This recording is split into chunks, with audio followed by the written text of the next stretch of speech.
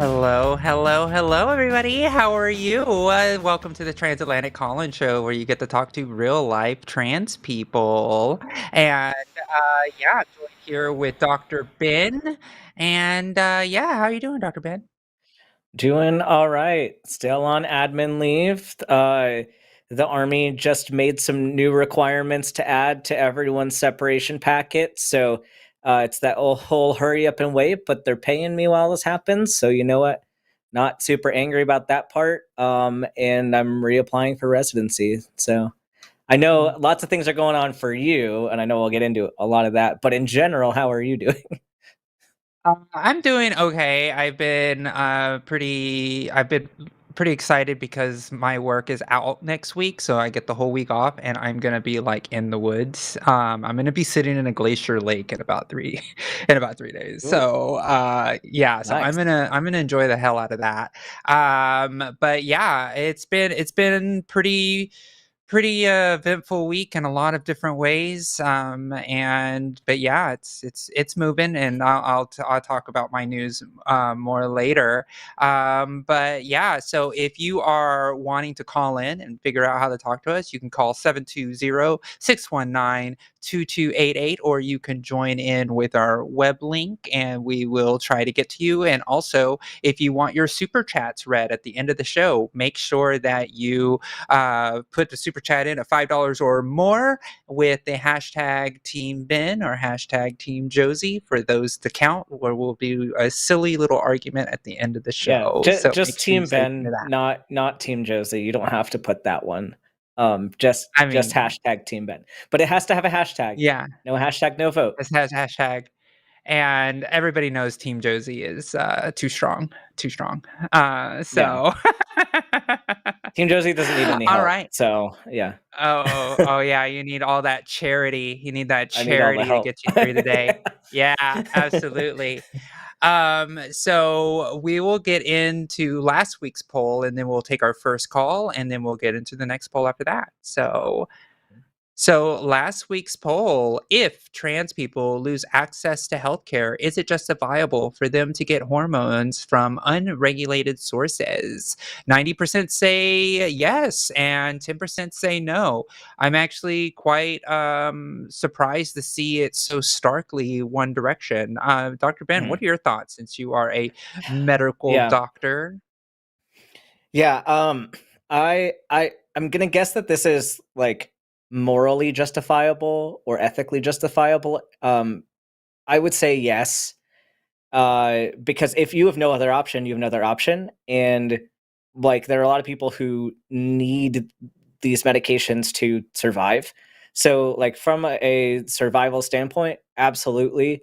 I'm like I don't really like this scenario, obviously, because I don't think this should be happening. Like this just should not be a situation that happens at all. People should not have to go to the black market for healthcare that they need. Like that should be like, and even in our, largely privatized healthcare system, even if you support that, which I mean, I don't, I'm a healthcare for all type of person, but even if you're in favor of privatized healthcare, at least make it something people can even pay for.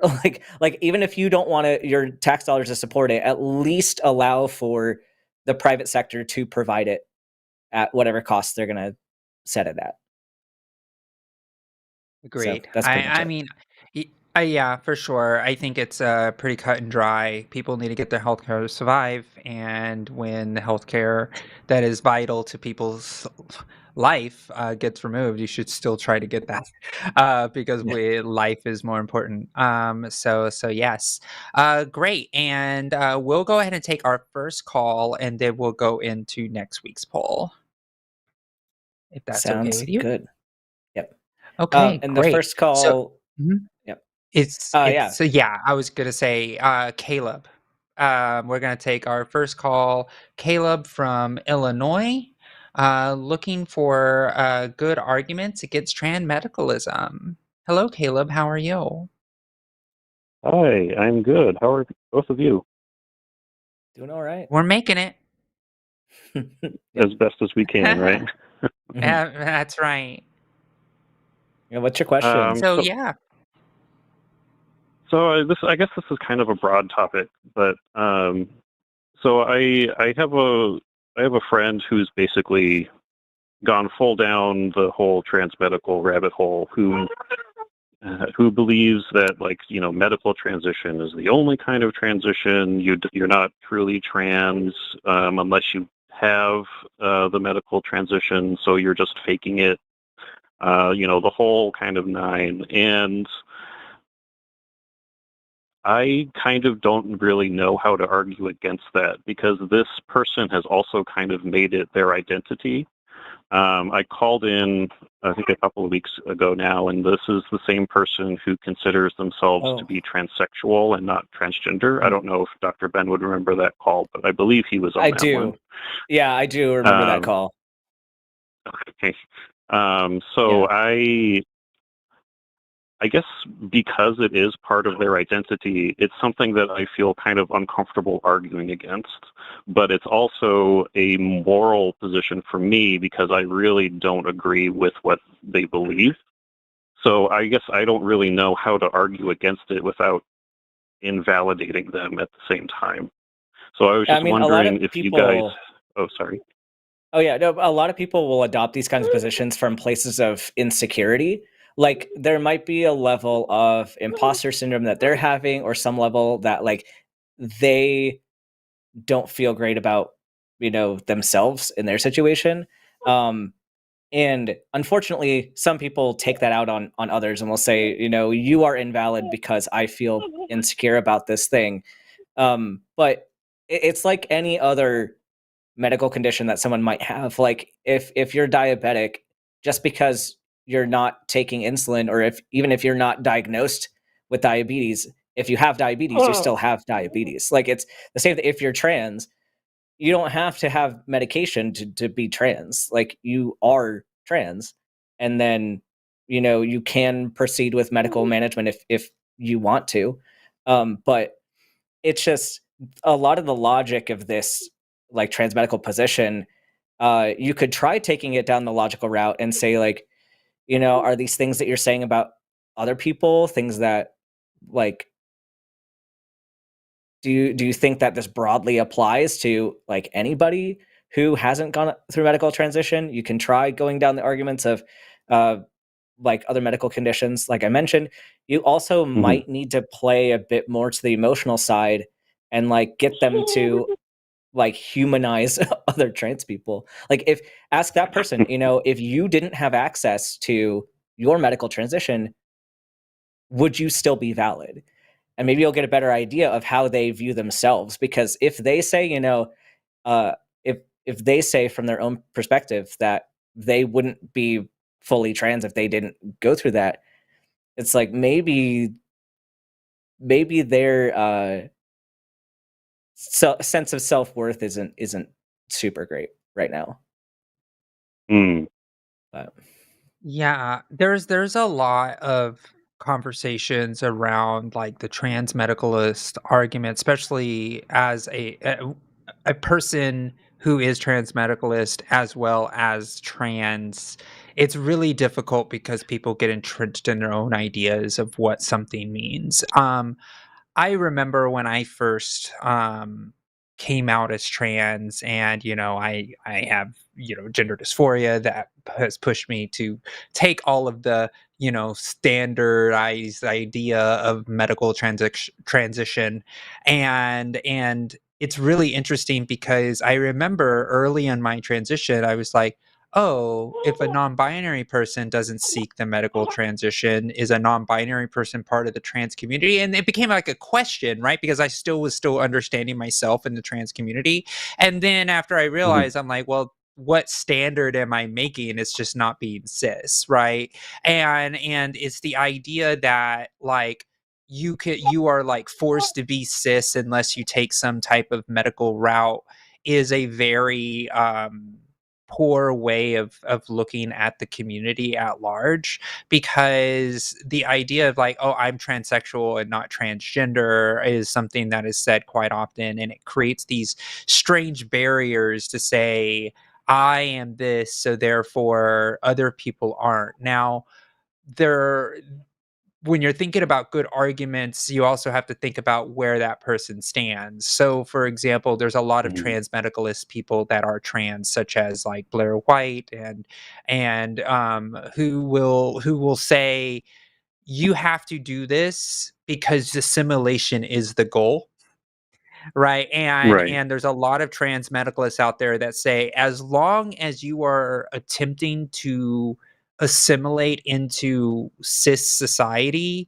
and completely fit into the box in a way that doesn't disrupt the order of the way that polite society is supposed to act, then therefore that is the only way it is to be valid as trans. And it goes down the road of pick me behavior, which is like, I am the good one. Don't take my rights away. Don't discriminate against me. So therefore, I'm one of the good ones. And there is some type of conversation in the background happening with a lot of folks of like, I'm not one of those trans. I'm one of the classical trans people that is like, I do these things for this reason. And really, if you start looking down that road and you start figuring out, oh, is this person believe that, yes or no? And if they say, oh no, all trans people deserves rights and things like that, I just don't think that they're actually trans unless they do this. And then how do you cut how are you trying to say who gets human rights or not based in a society where one trans is valid and one other trans is not valid?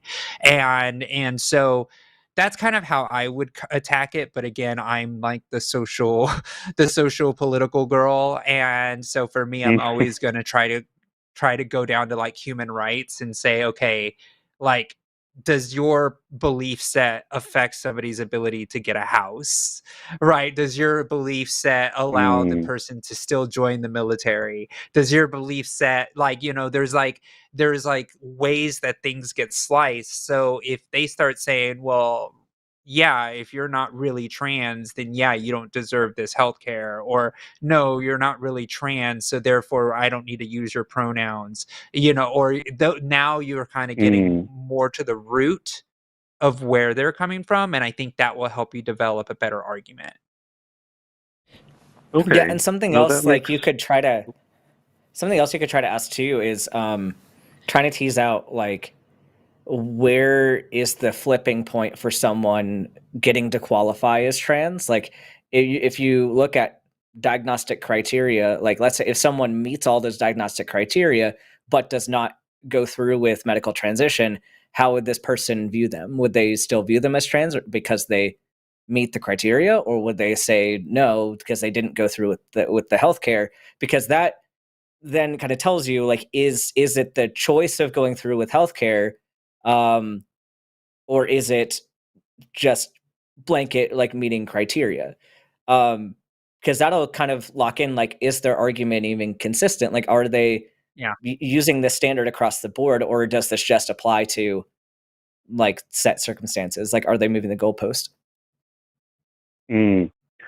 No, that's a good point, because one argument that I had been thinking of bringing up was that, like, well, what happens if you have someone who is trans? They meet all of the kind of tests that you could take to confirm that. They've been through the therapist, they've been talking to a doctor, but they just can't afford the transition. It's not something that they can uh, pay for. Like, would they still count as trans to your standard? Um, I guess, which is kind of what you're getting at. So maybe I just need to rework that a little bit more. Yeah, how did the person respond to that? Well, they had basically said that they should do whatever they can to transition, and even if it meant taking black market drugs and surgeries, which felt like a pretty extreme kind of position to me. But I guess it kind of fits in with their worldview. Yeah, so there's so many issues here too, because there's also plenty of medical reasons why someone could not undergo that kind of transition. So it's like I would ask the person too, like if somebody has, endocrine cancer and they cannot take exogenous hormones, do they get to be trans? Because it sounds like this person would exclude them as well. And so it just sounds like this person wants to gatekeep something that really can't be gatekept. And so I guess the question is, what is the reason behind that? Like what's kind of fueling this discriminatory viewpoint that they have? That might be worth exploring. Yeah, and something as well, Caleb, is essentially right now we have a problem in our just overall politique of the trans community, and it's been really frustrating, and I'm gonna bring up because I've been doing a lot of high level thought and communications with other trans community leaders and across the country politically and socially in the community.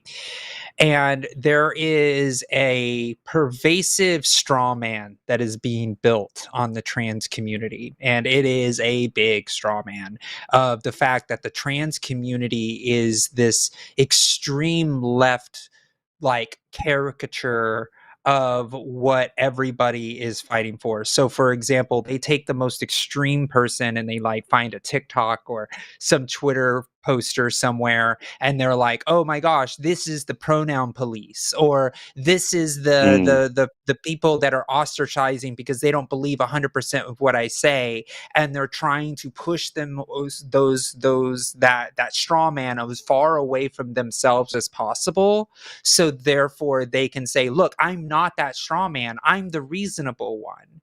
And what is happening is people are getting more entrenched in their view set because there are really big figures in our political conversation, especially in Democratic leadership across the country right now, that are essentially saying to all of these other leaders that we're not the trans people that want to, you know, oh my gosh, it's so awful. We're not the trans people that's forcing everybody to put pronouns in their bios. We're not the trans people that are going door to door calling everybody a bigot if they don't say the right words. Right? Like this is becoming a really, really bad problem. And because of the fact that that straw man has been built of our community, there are other people who are hyper vigilantly trying to be not that and doing everything and saying everything and doing everything that they can to not be part of that caricature of the trans community, when most trans people are just trying to play sports with their friends or, you know, get transitional health care or buy a house without discrimination or to basically go and live in society and go to the bathroom without getting assaulted. That's what the trans community is fighting for, not this caricature that people think that we're fighting for. Right.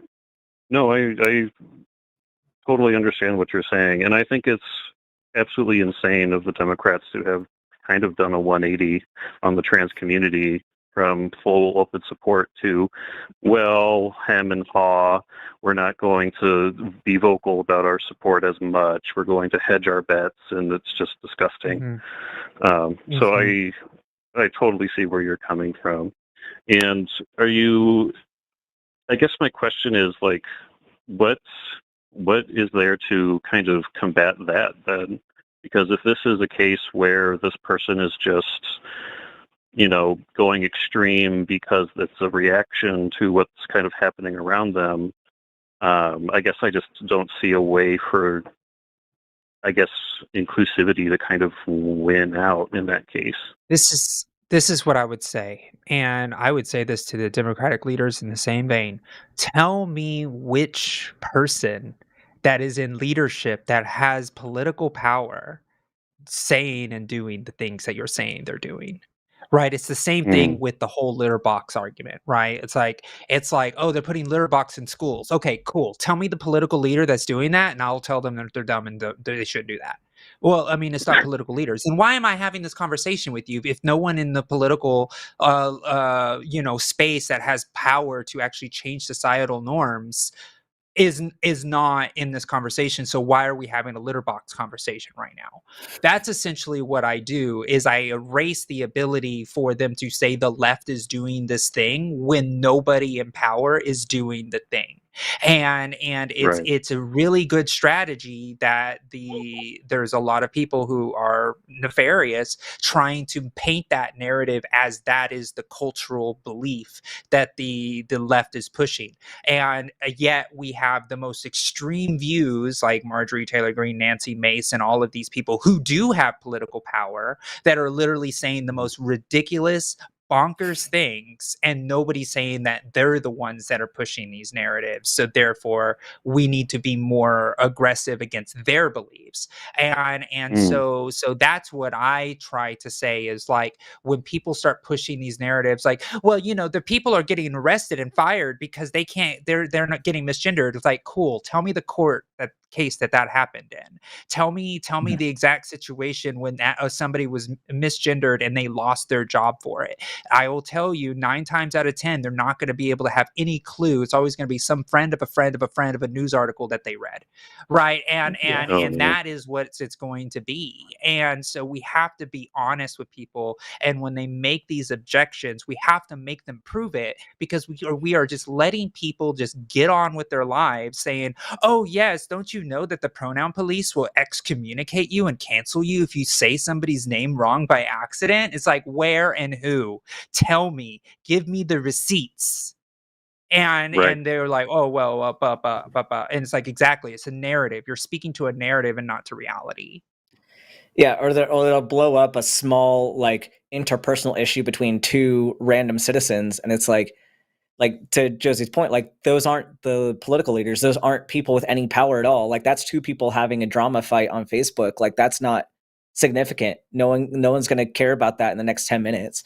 But yeah, people will blow that up and act like that's happening everywhere and that's law. Like no, that's just your uncle like getting drunk and throwing insults at somebody. Like Exactly. Right. Exactly.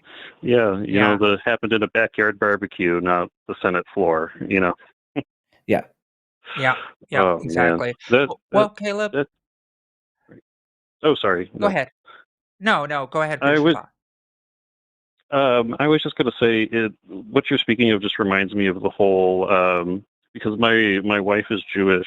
It just reminds me of the whole like Jewish space laser thing that Marjorie Taylor Greene Mhm. was talking about for however many Yep. months ago, years ago that was. Mhm. And I remember a lot of people coming out of the woodwork to say, "Oh, it's not that anti-Semitic. They're Jewish space lasers, but it could be, the bad Jews or whatever." It's like, Yeah. and then everyone just kind of moved on.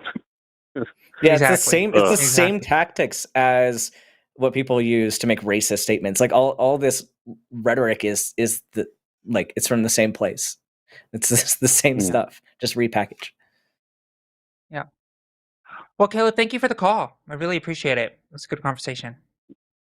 No, thank you so much, and I hope your campaign goes really well, Josie. I donated to you, and I Oh, hope thank you get a you. lot of them. Oh, You're welcome. thank you so much. I appreciate it. That means the world to me. Thank you. And you'll get a letter from me with me thanking you as well. All right. Bye-bye. Oh, great. Bye. Yeah. Bye. We should probably jump to Julian really quick instead of doing the poll because I know he has to go at 2:30. Oh, I thought Caleb was the one that I had to thought go at Caleb was the one that had to 2:30. go. No, it was Julian. Yeah. Oh, Pretty sure. So, okay, we'll you may do have that. We'll do that misspoke. one Okay, next. it's fine. We'll do that I one might right have now. been wrong. Let's give it a shot. Either way. Yeah, we can do it. That's fine. Okay. You want to do Julian now? Yeah, we can do that now, and then we can go into Okay. the poll after, Okay, just that to play works. it safe. That works. Hello. Hello, Julian. Hello. How are you?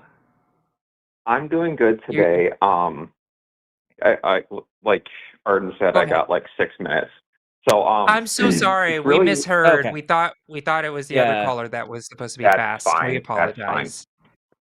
If there's any Yes, we'll keep it quick. points that are missed, I'll call back next week. Anyway, so yeah, my brother is very transphobic, and what really breaks my heart anyway is that he has 3 kids, and he thinks that transgenderism can be taught, quote unquote. Where he's told me that he's going to teach his kids don't be trans in the same fashion, don't smoke or don't do illegal drugs, which just boggles my mind because that's not even remotely true.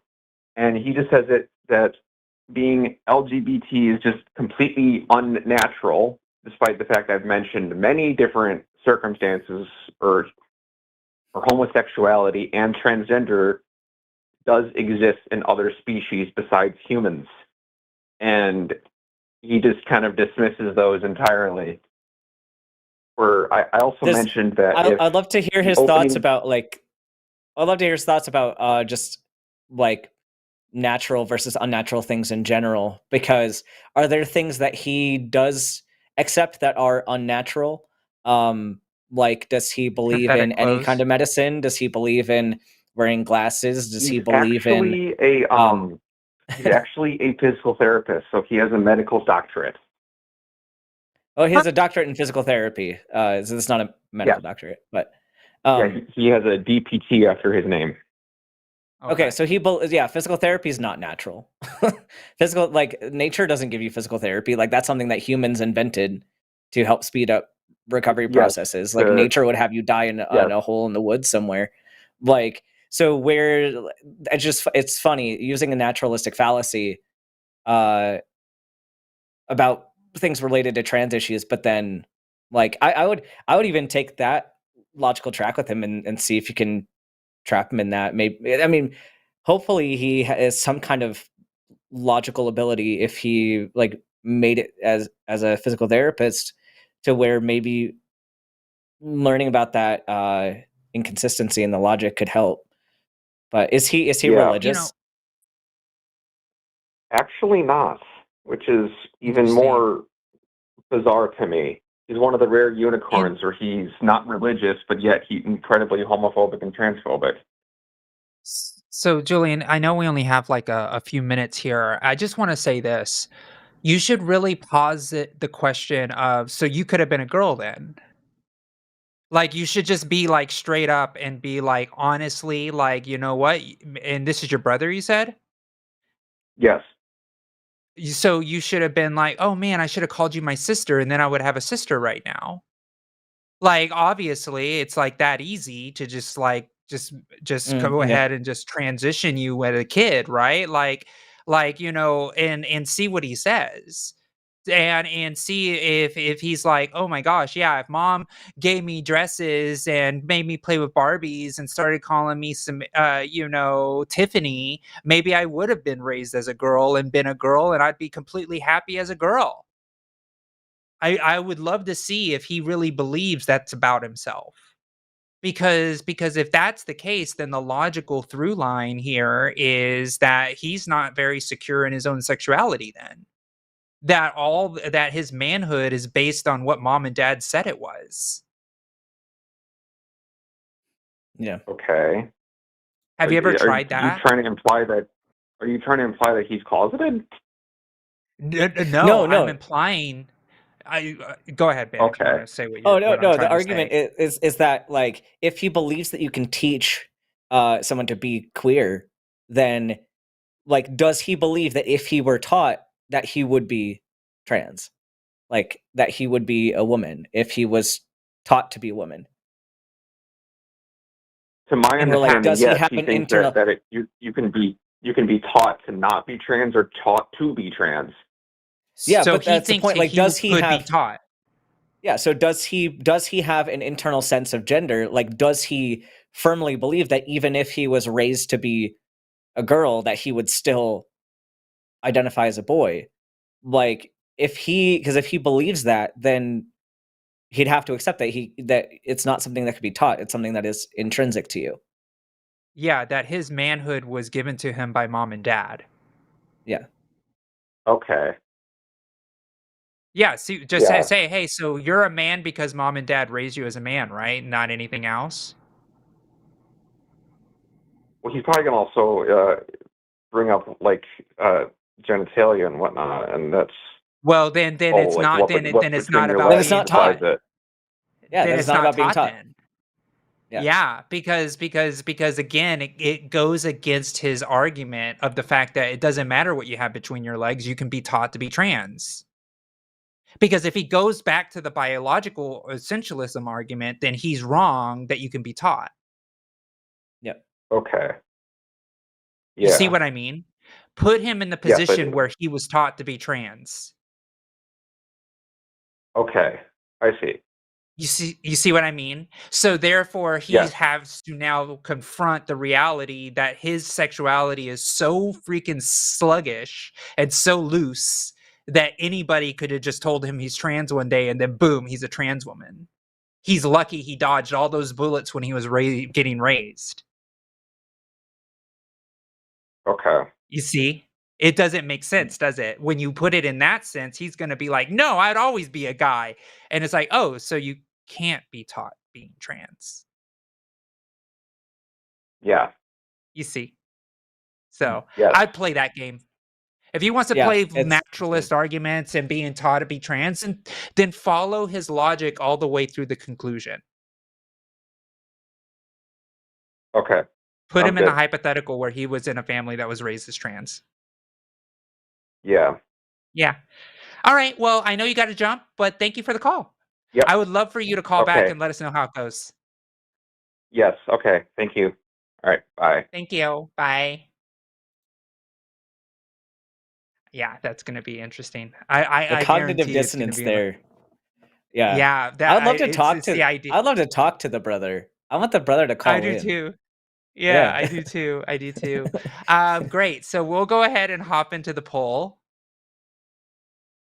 This is I will mention that this was not I didn't even know this poll existed till I literally got here to It host a was my show. idea. Uh It was my idea yeah, because I thank love you. Josie. Aw, I appreciate you. Do we need more trans people running for office? I will say yes and doing it. You know, you can definitely find out more about my campaign, but I am running for Montgomery County Council here in Maryland. And things are going really, really great. And I really hope that all of you donate when you can. You have to be in the United States, first off. But yeah, the maximization is $500. But I will accept any dollars that you got to give. But yes, going back to the topic itself, and not more about myself here. I know that trans people running for office means a lot. We have trans representatives like Brianna Tatone, Zoe Zephyr, Olivia Hill, many trans people, and we have about 79 interested in running for office that I know of right now, thinking or actually running for office. There's going to be 5 federal candidates that are going to be running for office as well that are trans. And so there's so much value about normalizing trans people on the ballot. It allows people to be able to say, hey, no, trans people can lead, and being visible in that way in a leadership type of role allows people to be more comfortable to understand that trans people are just your neighbors. They're people who do and work exactly like everyone else. They raise families, they have careers, they're your politicians, they're your doctors, they're everywhere. And so it's so important to be civically engaged as a person in your community, and it's important that trans people are civically engaged as well, and we need to support as many trans people running for office as possible, because we can't do it alone. We need community support to help uplift us as we run on issues like, for example, and you know, my platforms are about housing, it's about environment, it's about transit, it's about affordability, it's making sure that we have rent control and maybe even rent freezes, right? Like these are the type of conversations that I'm ready to have with the community. And yes, I am trans, but I also am also a savvy lawmaker and politician that will be able to get things that the community needs.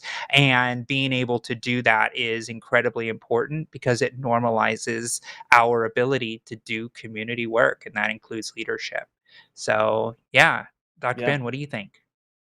Obviously, the answer is yes. We need more trans people running for office, and I don't have anything else to really add to that. But super happy that Josie's running. Super happy that I think there are some other people from the trans military community that are looking to run as well. So lots of good stuff happening. Yes, there is. I know several of them that are already doing it. So it's really exciting to see folks in. I love the narrative of a service member getting kicked out of the military and then running for office because they still want to serve, and it really is a powerful one. So yeah, Absolutely. for sure. All Great. right. And Ready for more calls? please donate. Yeah, Yeah. please donate. Please do it. It's so helpful. And, this community is going to help us make sure that we have a really strong campaign right out of the gate. Because the first money that you get for a campaign is the most important because it allows us to cover all the administrative costs, making sure that I have the ability to hire for staffers while my campaign can run while I'm still working for trans rights. So it's really important that I got to keep my day job and continue to do that work all the way until election day. So please help. It means the world, and I'm already getting ready to knock on doors, and I'm going to knock on doors. I'm going to start asking my renters that live next to me as well, because I'm a renter as well. What do you think about a 10-year rent freeze? What do you think about that? I think people might be into that. Oh yeah. Oh yeah. That Zoran ran on a rent freeze. It worked very well for him. And so yeah, let's keep it going. But yeah, we need good people in office, and trans people do a good job. For sure. Great. So we'll get on. We have yeah, we go got ahead. we got a spicy call in the queue. Oh yeah. Let's get to it. Which one are you looking at here? 8-6. All right, let's go for it. Let's go ahead and Yeah. get it to our next call, and then if you make sure you vote in the chat, and we'll review the poll results in the chat here in a second. So with that, we will go ahead and take Kenneth, him from Connecticut, wants to talk about gender identity. So what do you want to talk to us about, Kenneth? Hello there. Can you hear me? Yep. Yes, we can. Okay. Okay. Yes. Thank you. Yes. My phone Mhm. connection kind of sucks, but thank you. No Anyway, worries. yes. What I want to talk about today is that from my point of view, and mind you, I'm open to being wrong. Okay? I'm open to being wrong.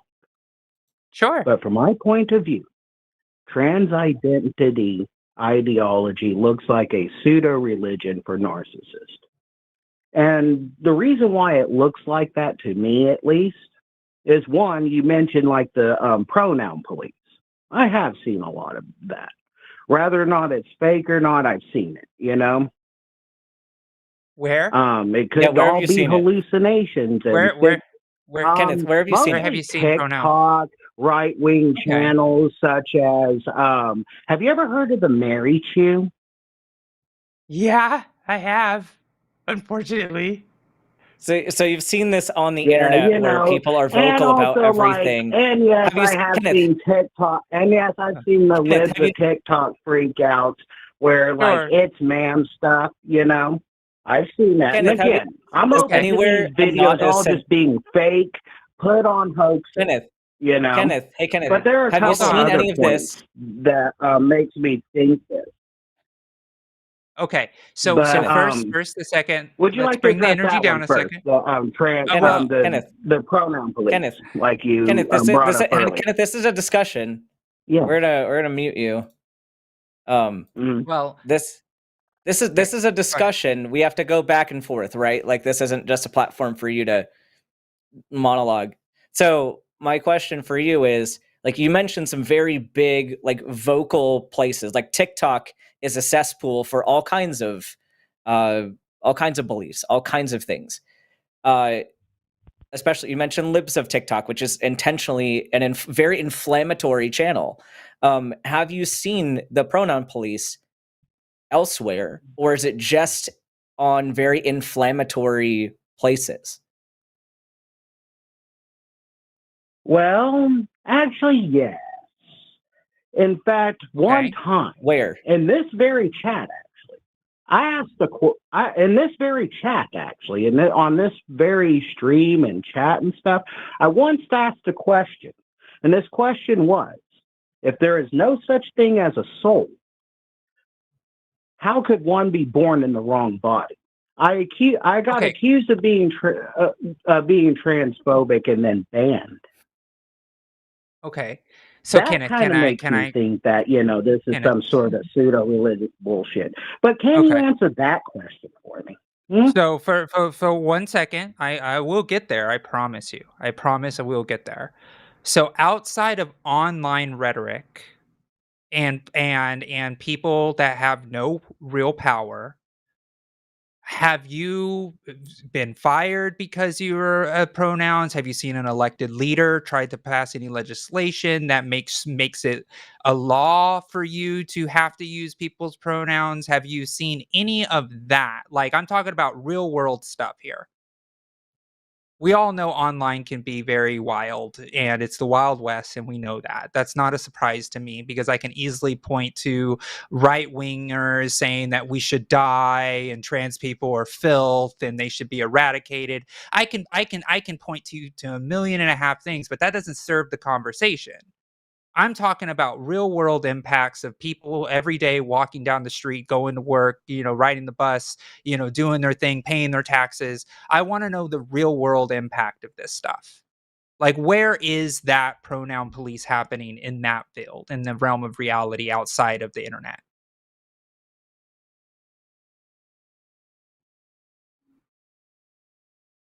I think your phone went to sleep, Kenneth. You're going to have to unmute it.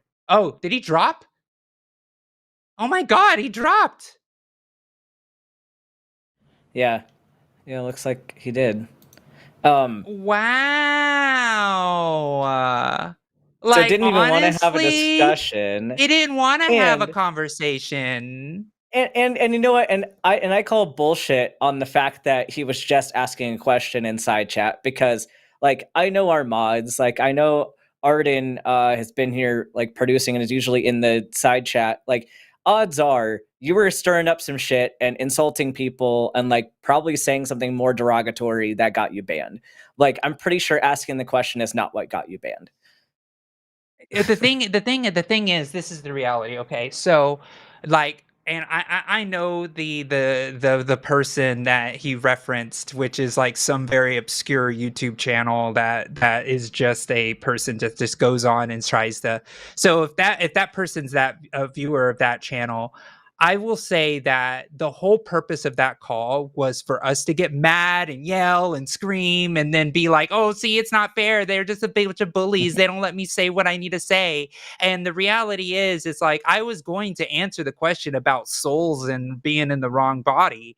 But the thing is, like, when we're talking about the conversation, it's the straw man, right? Like, and this Yeah. is a direct example of exactly what I was talking about earlier in the show. It's the straw man. They want to argue with the straw man. They don't actually want to argue with real life trans people about the actual reality of the world outside of the little internet box that they live in. And so to come in and say, I'm going to be as inflammatory as possible about the fact that we are a pseudo religious narcissistic freaking thing, and the fact that we didn't yell and scream and hang up on him immediately, he was very upset that we didn't hang up there, because it's supposed to build the narrative that we are just radical angry people that will never hear an argument from anybody for any reason whatsoever. Shut up, you're not going to talk. That's what they want. They want that reaction, and I'm not going to give it to them.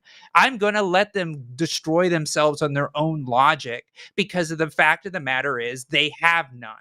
They want to Mhm. fight the reactionary straw man instead of the actual trans person that actually lives in the real world and actually fights for real trans liberation in a way that actually makes a lot of fucking sense. The fact of the matter is, when we fight for trans liberation, we're talking about making people have bodily autonomy, the ability to get doctor prescribed healthcare. We want to talk about making sure people are able to play sports with their friends or have local control of sports organizations to allow people to be able to do that, allowing people to go to the bathroom and use public spaces, the ability for people to be able to walk around the world and not get harassed on the street because of the way that they look, because we believe in real freedom. We believe in civil liberties and human rights. And when we talk about things that way, and not their straw man of like, oh my God, you didn't say me by the right pronoun, so therefore I'm going to cancel you. Look at Lily Tano. Look at Lily Tano. That's all who you are. And it's like, get the fuck out of here. It's not real, and I'm not your fucking straw man. Don't even try to light me up, because I'll light you right the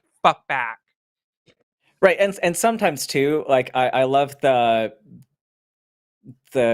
thing they do where if you just say, hey, actually I prefer he him pronouns, or like actually I prefer, like, even if you say something in the nicest way, they'll call that canceling, and they'll call that like pronoun police. Like, no, that's like, there's a lot of attempt to be as inflammatory as possible. I agree.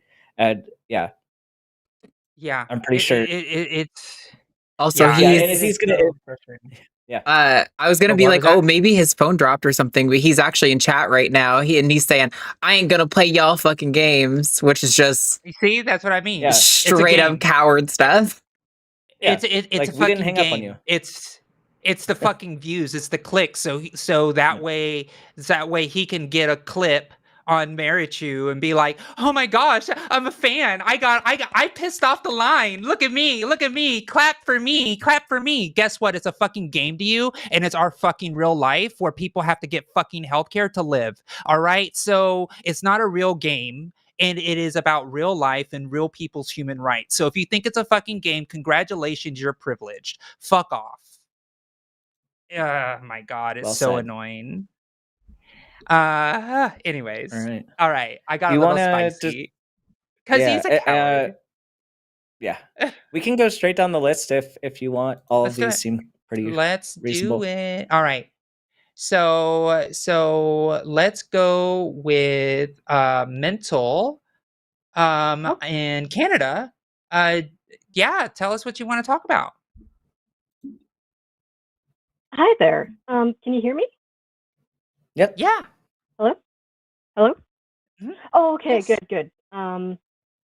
So I was doing some research and whatnot, and wasn't sure at first how to feel about this, but I found out that like, because I have indigenous background, and Mhm. I found out that when you see or hear two spirit being used in certain tribes, it was only really in tribes where there were very strong, very distinct gender roles. And it got me wondering. I couldn't help but wonder if transgender individuals would have come about if there wasn't such strict, like, ideology between genders. Yeah, well, it's a really interesting question, right? Because it's a hypothetical of living in a world where there isn't a strict adherence to gender roles.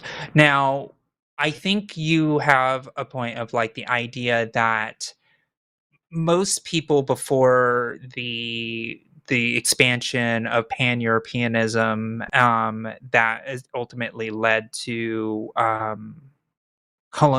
colonization essentially is where rigid gender roles come from. But before then, um, people in Africa or other indigenous populations, the pan-European point of view was that they were genderless people, that they were uncivilized because they were genderless, and there wasn't like the adherence of gender roles as much. It was just people just kind of living as a people, as a group.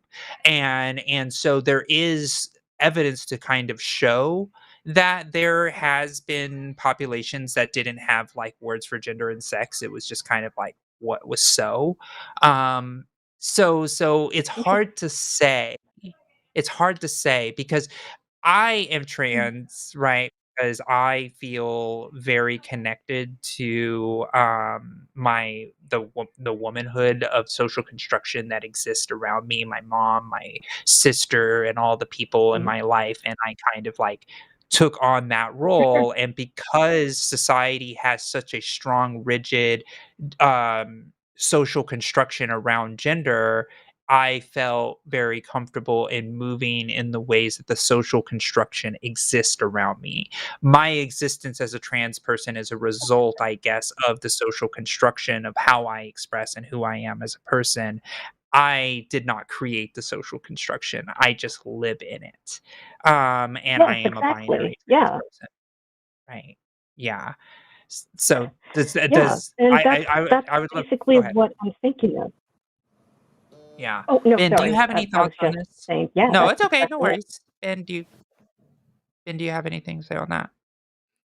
Yeah, I mean, it's a very interesting conversation. I think there's definitely a place where we separate out like the gender aspect and, the medical transition aspect of it, because I think, like, regardless of how cultures like view like gender roles and gender stereotypes and all that, I think there would still be people who desire different body traits and would still undergo medical transition and surgical transition, even if, Mm, social transition mhm, wouldn't be as big of a deal. And so, yeah, I think it's definitely what you mhm. just separate those two components. And um, yeah, I'm following along with what you both are saying. Yeah. Yeah, and that was another thing that kind of came to my mind as well, is that I hope this doesn't sound offensive in any sort of way, No, but it's fine. transgender reassignment surgery, I was starting to think, I'm like, wait a second, isn't that just another form of body modification? Like, Mm. and Yeah, Yeah. it's like really essentially, not yeah. that deep, you know? Yeah. It's really not that Yeah. deep. It's really not. And essentially, I still considered myself a trans woman, a type of woman before my surgical care, right? It's like it didn't change Mhm. anything, right? Like it was just the thing that Oh, for sure. I Yeah. felt that I wanted to do to my body because it made me feel more comfortable in my body, Mhm. and that's it, right? It's like if that technology didn't Mhm. exist, I would still be the same person sitting in front of you. It's just that I'd still Yeah. be the trans woman because I used to do this show before I got my surgery, like, all of that type of stuff. So for me, it's like it is just a thing that I was able to do because of the miracle of modern science. But outside of that, I was Mhm. still the trans woman that I am, no matter what access to medical intervention I was Right. gonna Yeah. get. Yeah, yeah. So Absolutely. if that makes sense. And Yeah. that kind of oh yeah, no, it does. That kind of brings to mind as well a story that I stumbled across some time ago, and it just see this is what kind of infuriates me about how stringent, I don't know if that's the right word, um, gender is in people's view. Because I heard a story about a woman who had to get her breasts removed due to cancer. And in order to kind of reclaim her body and feel better about it, she got tattoos all over her top torso, right? And she decided, you know what? I'm just going to show these off. And so she walked around topless, nothing on the top. And then somebody came up to her and they're like, you're a woman. You need to cover up. And it's like, cover up what? Exactly. Mm. Yeah. Yeah, exactly. It's just policing people's bodies. And Hmm. that's where like the rigid construction comes from, right? The rigid construction comes from Hmm. the exact thing of policing people. That's the whole colonial example of where this rigid gender construction really comes from. And it was the ability to divide communities by sexual biological characteristics and saying you belong in this box, which is weaker, and you belong in this box, which is stronger. So the stronger are supposed to lead the community and then oppress the other side as well. And it creates these power imbalances of division, which makes it easier to take over a region. Right. It is division, divide and conquer, right? You divide and conquer. And it's really just that simple in the way that you start to colonize a community. They bring in the missionaries first, right? To start having the dialogue of this religion is better than their local religion, so therefore the locals start to divide themselves on religious lines, and then the colonists come in and say, oh, actually, not only is this religion better, but you also need to present yourself this way because this religion says so. And then therefore the disputes between the local communities start to begin, and then the colonial powers are able to then take over the entirety of a nation state, right? And that's essentially the playbook of I can't speak today, of colonialization. I can't speak right now. I'm sorry. So yeah, it's hard. Speak half the time anyway. Yeah.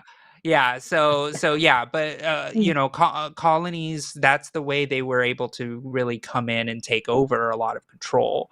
And so and that includes the indigenous populations of the Americas. It includes, the African tribes of Africa. It includes, the Asian populations as well. It was Pan-Europeanism's playbook to tell people who and what they were supposed to be to allow them to be able to snake their way into control.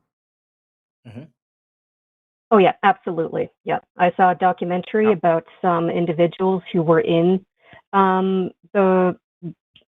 those schools, and you could clearly see how the religion was controlling them, and it was really very sad. And yeah, like when I read up on it, the tribes that did not have the term two-spirit, if a man, say, wanted to take on the typically feminine role of like caring and nursing and other such things, nobody would bat an eye. They'd be like, oh, okay then.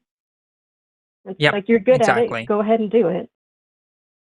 Exactly, because it wasn't a form of oppression and power. It was just a thing about somebody. Right, and that's really what it is. It's like it's just like, being homosexuality and being trans or being asexual or all of these things are just characteristics about humans. And a lot of these indigenous tribes understood that people innately are who they are, and the best thing you can do is accept them. And because they're a part of the tribe, they're a part of the community, they support in the ways that are important. Who cares if they want to sleep with somebody or not? Who cares if they want to hang out with the females in the tribe? It doesn't matter. It's about all working together for the common good of existing on a piece of land. That's what it was. Exactly. Yeah. And I've wondered if I could even make that argument against transphobes, saying like, "Oh, you guys are getting bent out of shape about transgender people when you're the cause of all this, essentially, because you are so hung up and so fixated on differentiating the two sexes that this is what is coming about." And I'm a little bit worried it might come across as like bad. Well, this is the way I would frame it is, and I frame it a lot like this, is like you're worried so much about trans people that you're not paying attention to the fact that your rent is going way through the roof, or you can't afford a home, or your grocery costs are unaffordable, or wars are starting overseas. You're so hyper fixated about your neighbors, what's between their legs, than the actual reality that we are getting completely devastated by the capitalist structure that is taking up everything that we own and hold dear. But you know what? At least my neighbor can't be trans, right? And it becomes Exactly. yeah, and that is essentially what's happening. If they're thinking about trans people more than they're thinking about the fact that they can't pay for their health care, there's already a problem. They are already falling victim to Yeah. the oppressive powers of social construction. Mhm. And that's I'm in the mindset that like this is a bit going into conspiracy theory, but I'm in the mindset that perhaps the government is encouraging this sort of behavior to distract them from taking away more of our rights and more of the things that we could use to better ourselves as individuals Yeah. and as a community. Yep. They already Yep. are. That's They are happening. doing. That's not a That's happening. conspiracy. Yep. Yeah. They're doing Yeah. that. They Okay, want to okay. take I out wasn't sure. healthcare because it serves trans people, right? They want to remove parts of Medicare because it serves trans people. They want to stop veteran healthcare because it serves trans people. They want to police who can be in the military because it serves trans people. Like these are the things that Yeah. they are actually doing. Yeah, And no, it for gives them sure. it does give them a Absolutely. foothold for other things. Like the trans issue in the military is only like the first bit. Like they are like they're setting up this this narrative of this big like sex disparity to set up that women are inferior and that they should not serve. Like I think that's the next step that they're going to. Mhm. And they already are, you know, taking steps to clearly differentiate combat versus non-combat roles with that in mind. So yeah, like trans people are they absolutely are doing that with the trans argument, and they are pushing forward with those things that they're a bit more quiet about. So you're not conspiratorial, like that's And it reality. wouldn't. Yeah, I just worry about like Yeah. I would say that and people would be all like, "What are you Mm. smoking?" kind of thing, you know. Even though this is what I see, other people might be all like, "Oh, no, you're losing it." But it's not like it would be the first time that they used military to restrict the people and to divide and segregate them. Like they did that a lot Yeah. for like ethnic individuals, and Yep. it was already a thing that women couldn't be in the army. And I believe that's how women actually ended up being allowed to get into the workforce to begin with, because there were so many men out to war that they needed the women to start doing jobs.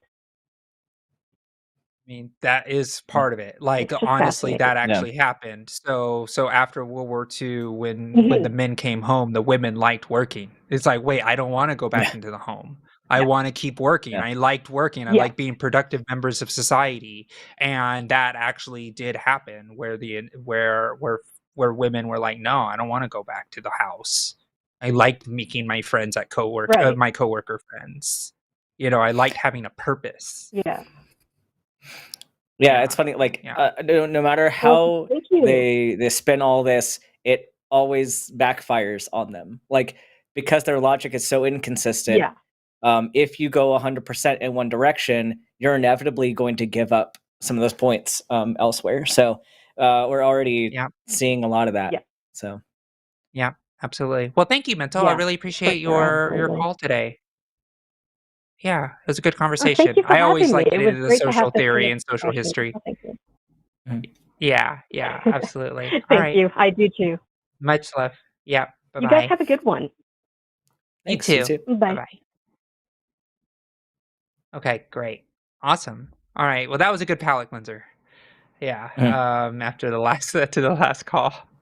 Let's take a look at the so with the poll that happened, 90% of the audience said, yes, that we do need to have more trans people running for office. So thank you. If that is the case, make sure you drop a little dono on my side after you do a super chat for us or join the Patreon. Yeah, Do all the you things. can donate to Josie, but then put your vote for hashtag Team Ben in the side chat. So it's share the love. Sharing the love. Sharing the love. We Yeah. all know what people are gonna do, though, Ben. It's a lost cause. Yeah, but again, controlling the narrative. Hold on, I am a white man. I am here to control the narrative. Damn it! I can't beat that. It's definitely not going to get clipped out of context.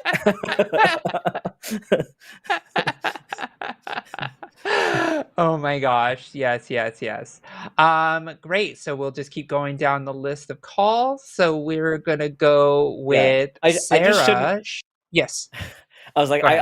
I shouldn't mention this also for things to take out of context. But if I win the votes at the end of the show, then that means it's merit based, and if Josie wins, then it's a DEI vote. So take your pick. Right. That's right. Yes, exactly. Oh my God. So, yeah. Too real. Hello, Sarah from North Carolina. What would you like to talk to us about? Hi, how are you doing today? Hi. Doing well. Hi. So I have a question.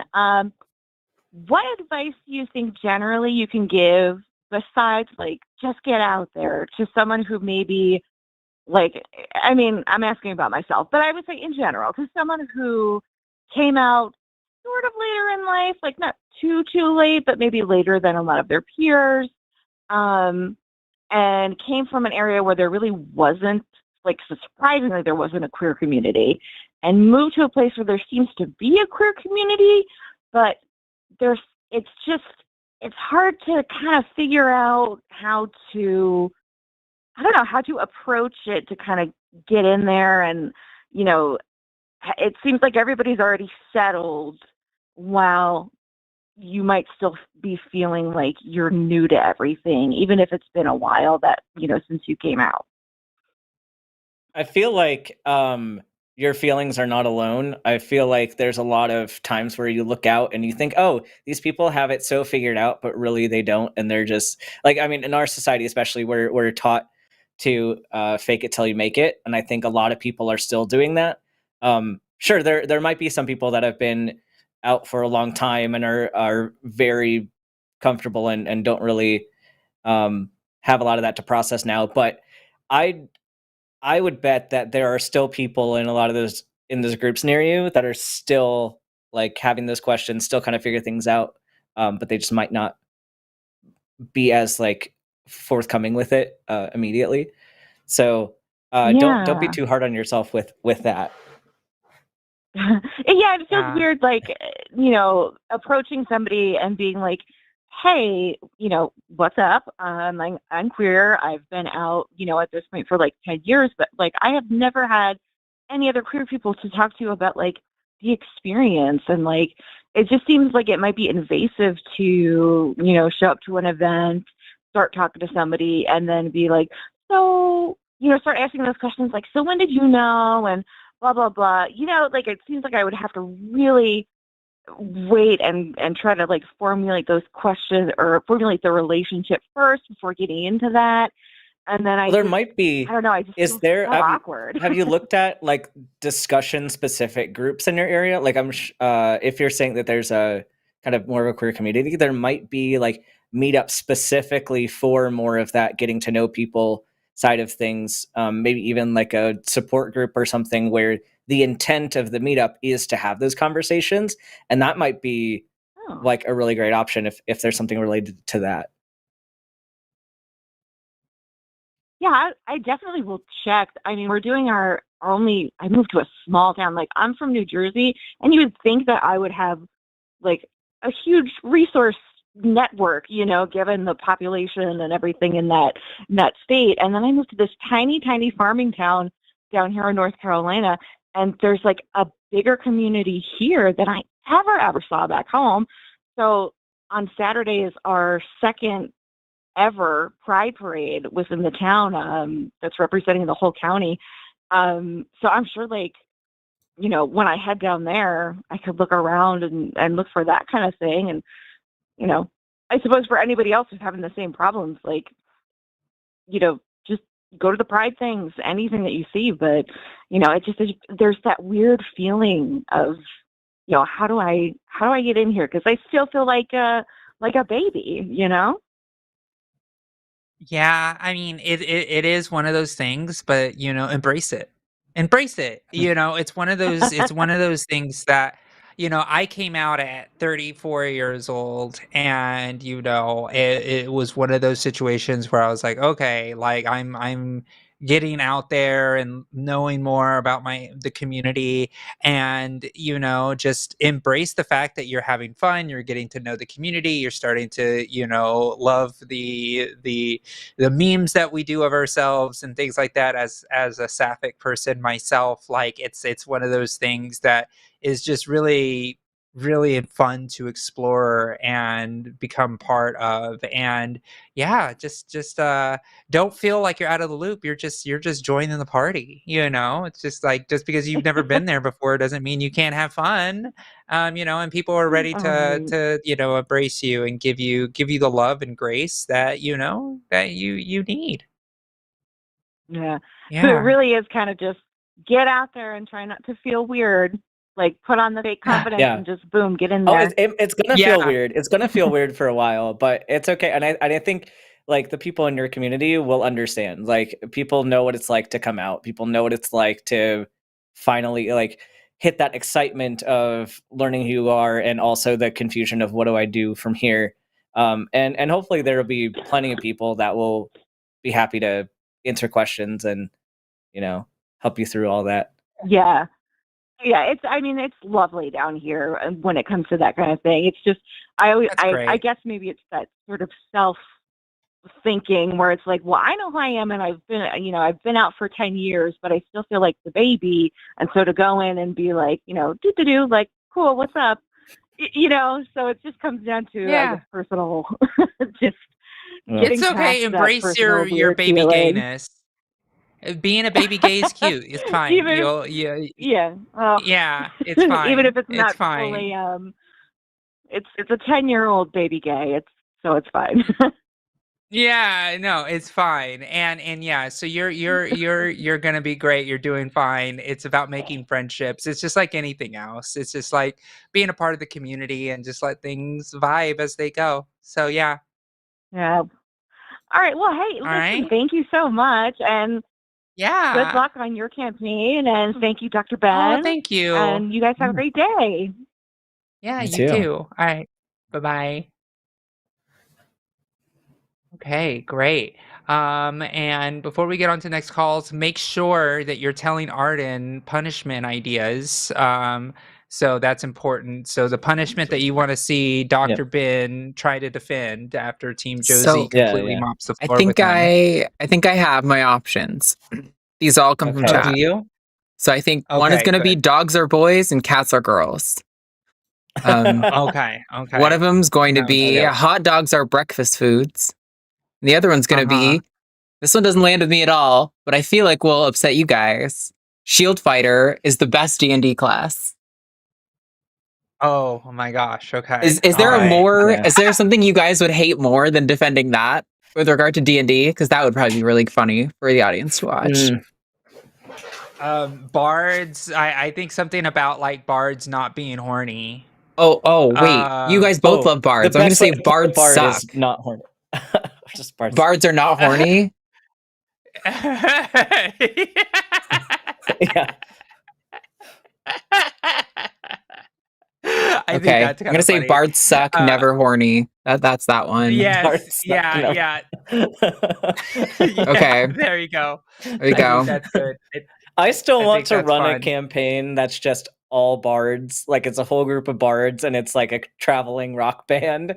And That's a good I want to do one. that. That would be I a want to lot do of it. fun. That would be a lot of fun. Great. So I don't think we have a line schedule up for next week, do we?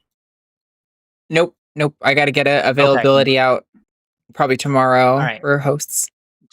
Just making sure that I'm not skipping on my duties of a good steward of the line. Yeah, so make sure you get your super chats in, and make sure you do Team Josie, because then you will see Ben defend one of these Team Ben. options. Team Ben. All right. So we'll take our next call. It will be it will be Jay, he, him from Nevada. Wants to know the opinions on pronouns versus honorifics. And so, yeah, tell us about it, Jay. What do you want to talk about, or how do you want to frame up this question? Hello. Hello. Sorry, this is my first time doing a call-in show in ever, so I apologize if I'm No stumbling on words. worries. No problem. You're doing great. So this is more of a semantics thing, but it's also kind of how do I put this? It's sort of a respect thing, right? So and I apologize again if I'm framing this horribly, but the way I kind of see it with honorifics is that it seems like a part of the conversation that is never really focused on for whatever reason, good or bad. And that's kind of what I wanted to ask you guys about. So, you know, when you're working in an environment like, for example, I used to work at a pharmacy, right? And just purely hypothetical, you have someone across the room that you want to really get their attention, right? You don't know their gender right away. You don't really know much else about them other than maybe what they're wearing, what they look like, because like visually, right? And so if they're very obviously male presenting, you could call across the room and say sir. And similarly with man. And but then I feel like there was another, I had kind of two parts to this question, but this is like the one that I really remember is like, what are your thoughts on, like, are there any talks in, say, the non-binary community or in the trans community about, you know, the kinds of honorifics that you would want in sort of a public setting like that? Or is it just something that just kind of gets brushed aside? I feel like, you know, when we have these call-in shows, it would make some sense to me to be asking for the honorifics as opposed to the preferred pronouns, because then honorifics ideally would imply pronouns, and then you could kind of work with both honorifics and pronouns hand in hand. See, I disagree. I disagree, though. I disagree that they're well, because with honorifics, number one, we don't have like you're saying, we don't have a great system for honorifics for gender neutral people. Like we don't have the full spectrum encompassed with the honorifics that we currently have in English. Pronouns, we have a lot more availability. And so I think, and especially with being able to use combinations of pronouns, you're able to better communicate your identity to other people. Like for example, people who use he, they, she, they, them. Like if you ask for a preferred honorific, you're only getting one facet of that. Whereas if you're asking pronouns, you're able to give more specific combinations of and so I think it would be the other way around, that you're more likely to infer an honorific from the pronouns than you would be to infer the pronouns from the honorific, just because there's so much more range that you can get with pronouns. Okay. I feel like sorry, go ahead. And this is all, of course, with relation to English. But yeah, and I really... understand that English is a garbage language, and in just a number of ways. Exactly. I will say this. It's really interesting because the exact situation you brought up of like somebody you don't know that's kind of like I was sitting there trying to think. I was in my own head. I was like, if I was trying to like flag somebody down in a store, I'd be like, I would maybe not even use it on a Rick. I'd be like, hey, can you help me real quick? Or hey, how are you? Those type of things. Maybe I'm more informal in that way. Because for me, it's like there are ways to get somebody's attention that don't require like sir or ma'am, that in a scenario it's like you're just trying to get somebody's attention. It's like, hey, can you come here for a second, or that type of thing, or could you support me in this real fast? And if you don't know who you're talking to, and it's like one of those situations that it's interesting. It's a really interesting thought, but I don't know how often that happens, especially if they're a coworker. If they're a Coworker, coworker, you would yeah. ask, right? You would be like, hey, what Coworker are is your going to be pronouns? easier because, yeah. Right, you already kind of know them. But then You'd be like, you'd call them by their sorry, my name. apologies. No, you'd Yeah, call yeah. them by the name, like, "Hey, Ben, could you support me real quick?" Or, that type of thing. It's really interesting, and me, I tend to use friend a lot. Be like, "Hi, friend." I do that a lot. That's kind of just my own vernacular and the way that I speak. Do that too. Or, yeah, it's like, "Hey, friend," or "Hey, everyone," or, I tend to use more gender neutral ways of speaking. Like I don't even say king and queens. I say royalty. In that sense, it's like, it's like it's one of those things where it's like there are ways that we can try to get around it, and in situations where you're trying to be respectful and get somebody's attention, you could just be like, hey, I need some support, or hey, I need some help, could you help me?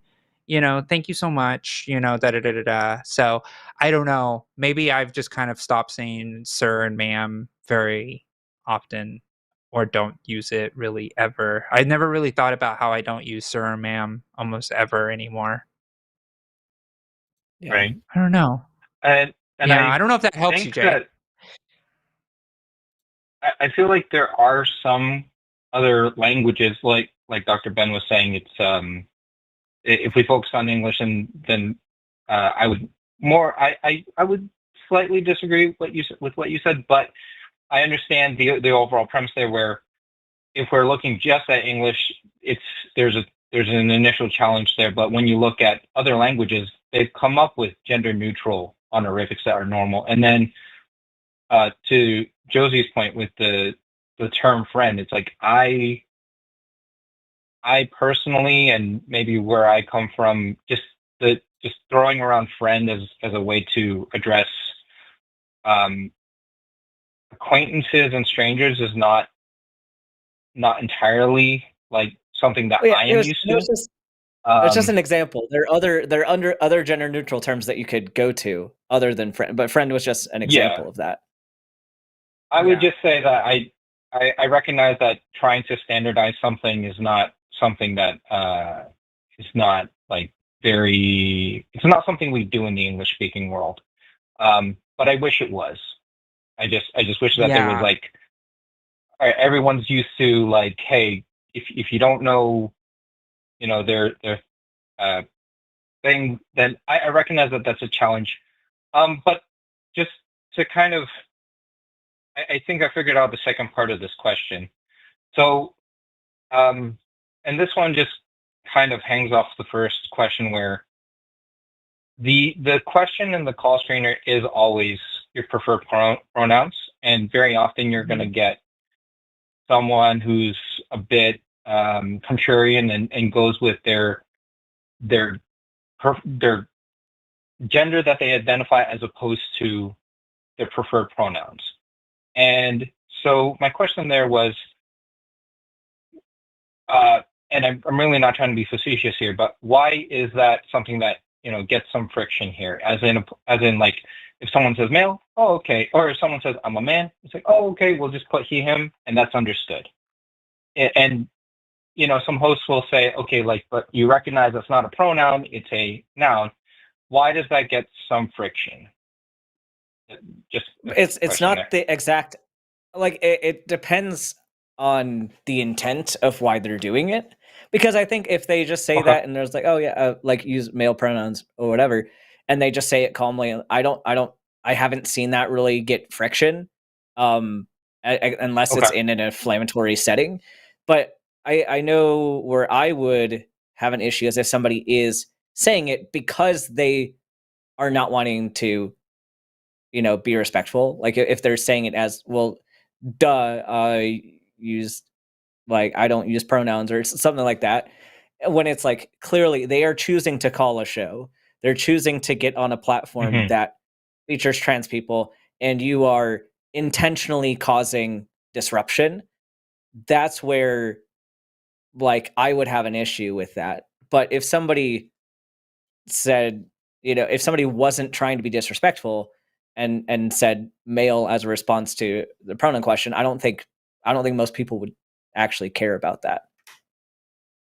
Yeah, and I think to go back to the thing, it's like it's pretty clear when people are being facetious, and I know some of the calls, like I've seen them on other shows where they'll be like, oh, I want to talk about this other thing. Then why did you have to be a jerk to our call screener and say something effed up about their pronouns? And that's usually how that conversation ends up, because the conversation then becomes like, so why are you so against pronouns? And it's kind of like they brought it upon themselves, because a lot of times there's a misunderstanding about what pronouns are. And yes, 56% of this country can only read at a 4th grade level, but like they don't understand that a pronoun is something that you're taught in grammar. And it's like, it is such a weird conversation to have when somebody says, and I hear it all the time, I don't believe in pronouns. It's like, wait, what? Like, how do you walk around in the English world speaking English fluently and not believe in pronouns? Like, and I remember a long time ago, fairly early in my transition, I was leading a little work group in this nonprofit little circle, and this woman I were like, okay, could everybody go around and say their names and pronouns? And then it finally got to this one woman, and this woman's like, oh, my name is blah, but I don't believe in pronouns. I'm like, what do you mean you don't believe in pronouns? And she's like, I just don't. And I was like, well, do you want me to just assume that you are she, her then? She was like, oh yeah, she, her. That's what I am. And I'm like, that's what pronouns are. And she was like, oh. Because I go, would you rather me refer to you as he, him, or they, them? And they're like, no, she, her. That's what I am. I was like, exactly. That's all I'm asking.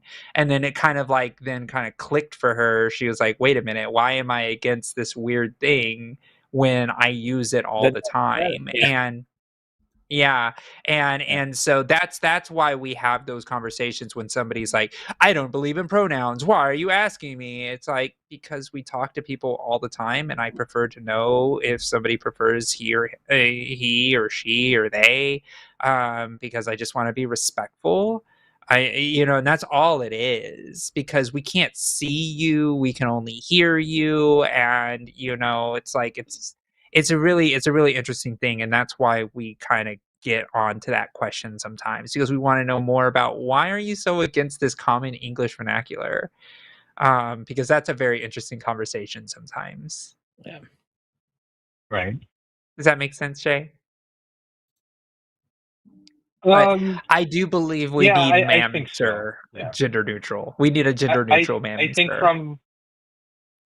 from the semantics and the grammar enthusiasm point of view, I feel like the idea of like, I am a she, her, it does throw me off, because it's like, okay, the form of the sentence makes it sound like you're treating pronouns as a the noun semantics of this point, sentence right? wasn't the point, though. Jay, I think you know that the semantics of this sentence was not the point. Yeah, I think I do. I'm just, but, yeah.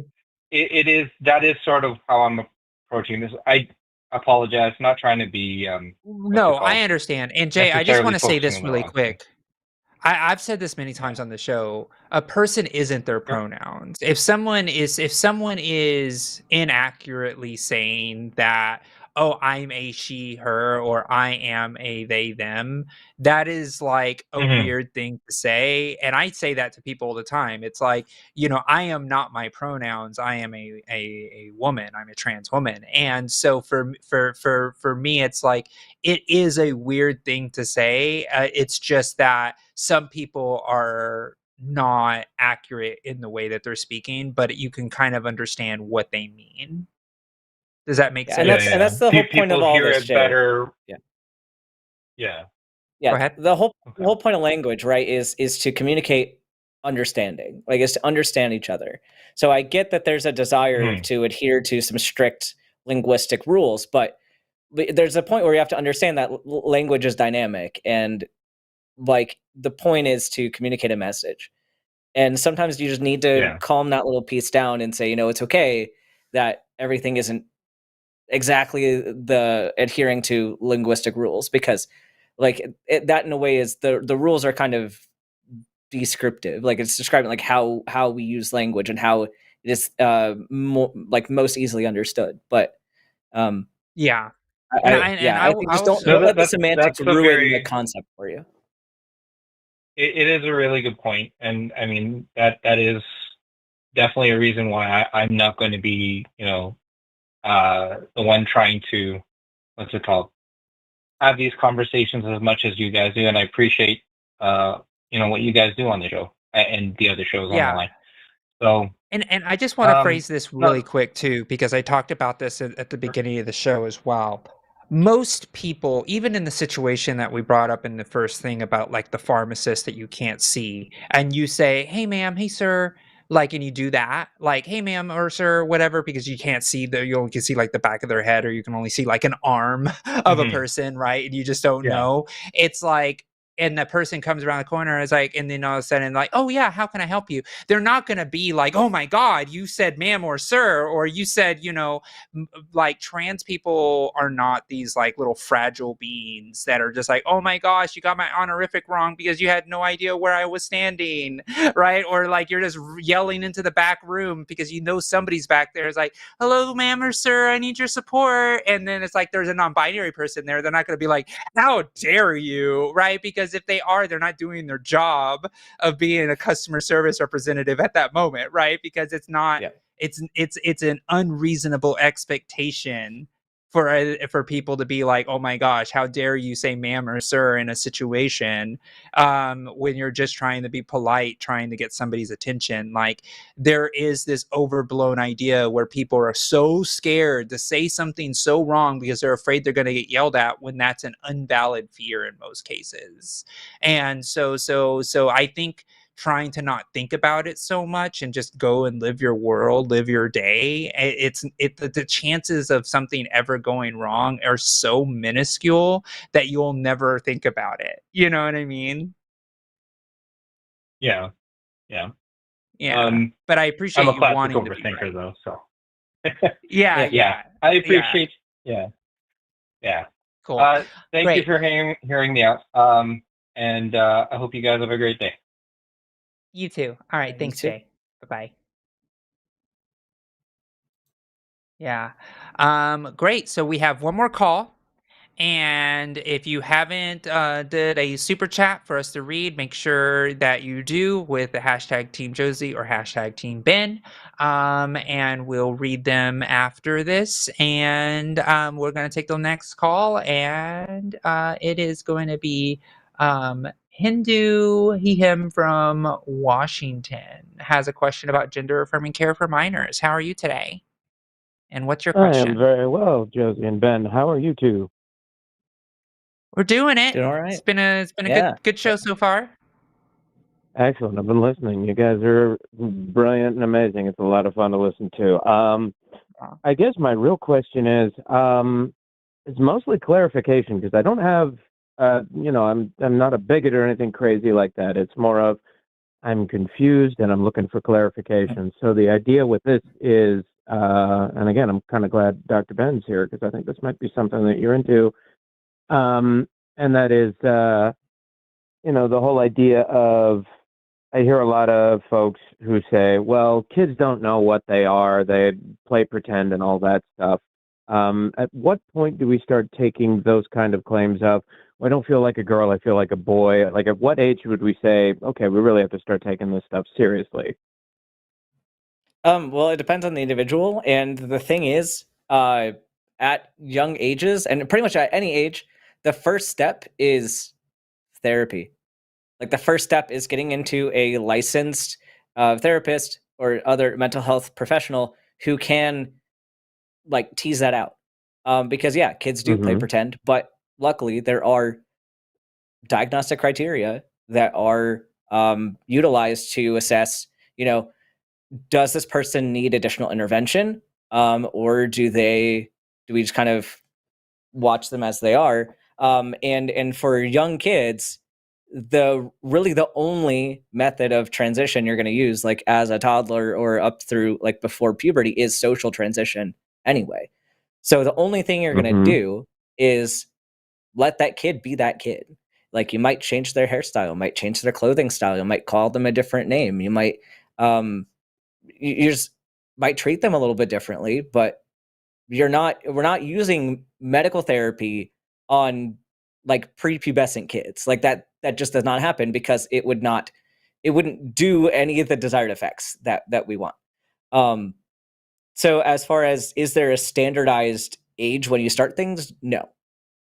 But across the board, the goal is age appropriate transition, and for all kids, the first step is licensed mental health care, and social transition if they want it. Sure. Does that kind of clarify things? It does, actually. I'm just speaking as a parent of two kids right now. One really likes to wear suits because they saw a friend of ours being very well dressed and just thought, really, really good style. She looked real snazzy in it. And it's one of those where we go, okay, there was just a little bit of a red flag going, do we need to pay more attention to this? But it's very much, we ask, it's like, no, I'm a girl. It's like, okay, well, if that changes, let me know. It's sort of the way we go through things in our house, and it seems to be working pretty good. But I wanted to get some clarification on that, because I hear a lot of people saying some pretty crazy things, and I figured I'd go to folks that were not only well versed in this academically, but may have actually lived through this. I appreciate that. Yeah. Any other questions that Yeah. you have about this? I guess, well, not about that in particular. The only other one I had was kind of like, oh boy. I mean, that was just way too concise for me. I've got nothing really that is particular on this topic. No. Yeah, I mean, just Ye- like with this particular topic, it's one of those things that it is intentionally very inflammatory, because it establishes like the straw man of the narrative. Like we've been talking about this whole show, people don't understand what is actually involved in the healthcare process, and so they take the biggest scary thing they can think of, and oftentimes the arguments you hear are not all about the same age range. Like, people will just use the word kid or use the word minor, but they're not elaborating on what population they mean, because throughout pediatrics you have newborns, you've got infants, you've got toddlers, you've got like young school age kids, you've got older school age kids. Like, you break this down, and you got even like up through ages 16, 17, and even pediatricians will cover people through age 26, depending on like medical context. So when you say kids, like, who are we talking about? And so they'll say, oh, well, they're doing surgeries on kids. Well, okay, but by that we mean top surgery on 16, 17-year-olds. That's different than saying that we're doing surgeries on 4-year-olds, because that's entirely different populations. So I encourage you, as you go out into the world and you see these headlines, like, evaluate, like, ask the important questions, like, what specific population are they actually talking about? What medical therapy are they actually referring to? Like, what do they mean by transition? What do they mean by all this stuff? And I think if you ask those questions, you'll understand, oh, okay, maybe they're mixing up 3 or 4 stories into one to make it sound scarier than it is. Yeah. That would be the And I case just for for some of the folks for family members that I have that are, shall we say, transphobic. Sorry, Josie, I Yeah, didn't mean to interrupt. and No, please. I appreciate it. So this is something to think about too. So what you told us the story about your child, that oh my they wore a suit. We asked the question and they were like, "No, I'm still a girl." That is like the nightmare scenario for like transphobic parents around the country, where they're like, "Oh my god, my kid wants to wear a suit. I need to block them from being able to wear a suit. How dare they want to wear a suit?" And then they make it into a bad thing. And Mm-hmm. instead of interrogating like you did as a parent of like, oh, they just want to wear a suit because they think is a cool style choice and that's all it was, but rather than catastrophizing this situation and trying to make it into something bigger than it is, because you did not like create this complex for your child to be like, oh my gosh, I can't never wear a suit, I wonder why, is that bad? And then that creates like a thought in your child, and it makes it more aggressive. And in reality, the situation that you expressed is exactly how it actually is. Like, kid does thing, you ask kid how they feel about thing, that is the answer. Okay, great, I'll move on with my life because you know what it's like to raise a kid. And so it's like one of those things that it's almost really interesting, or it's almost nonsensical in my opinion, to kind of catastrophize around the trans issue when you were able to go through this one thing so quickly and effectively because you just listened to your kids. Like Mm-hmm. it's like one of those things. It's just like you listen to your kids and then you hear what they need, and if it is a situation where they're like, no, I feel like a boy, then you go and you seek medical support for that question to make sure that everything is fair for whatever that is. But that's all it is, and it's just healthcare. And you either have a kid that needs that healthcare or you have a kid that doesn't, and it's that simple. And it's like, when your kid exhibits some symptom of something, you just ask a medical provider when they need that, and then you ask a professional and the professional says ABCD, and you're like, oh, okay, now I know what's going on. And then you move on with your life in whatever situation that you need to go through. It's like, that's really what it is. It's just healthcare, and every family needs different levels of healthcare for different needs for everybody involved. And so that's why when we talk about this issue in such a way, we want to just normalize that families get healthcare. Why do we need some government entity to come in and say what can and cannot be done? And Mm. that's really what it is. It's like trans people are just existing in the public health system that exists, and now they're the ones coming in trying to rip it away from us when we've already been doing this for decades.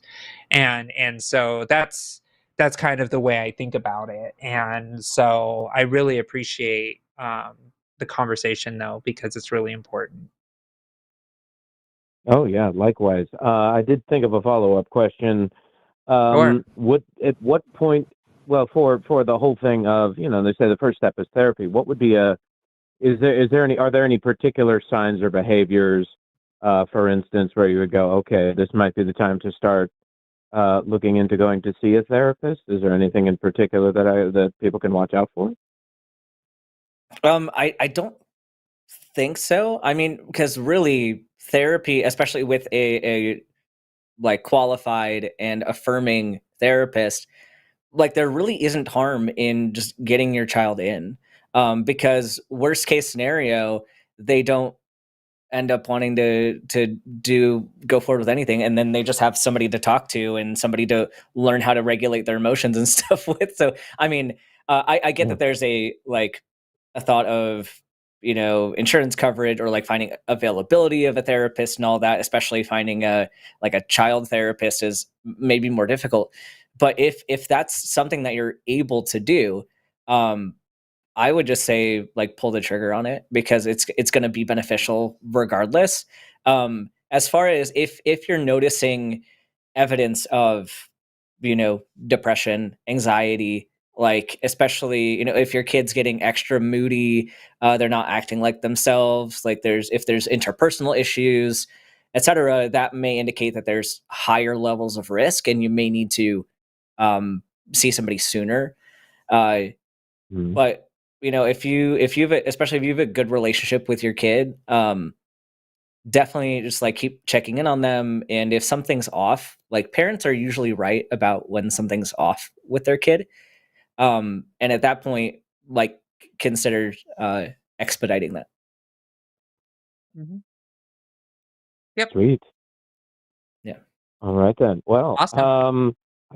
I don't know if I really have anything else to add to that. That was very informative, and I appreciate it very much. And I appreciate Josie, Ben, and everybody on the line and all the stuff that you do. So thank you.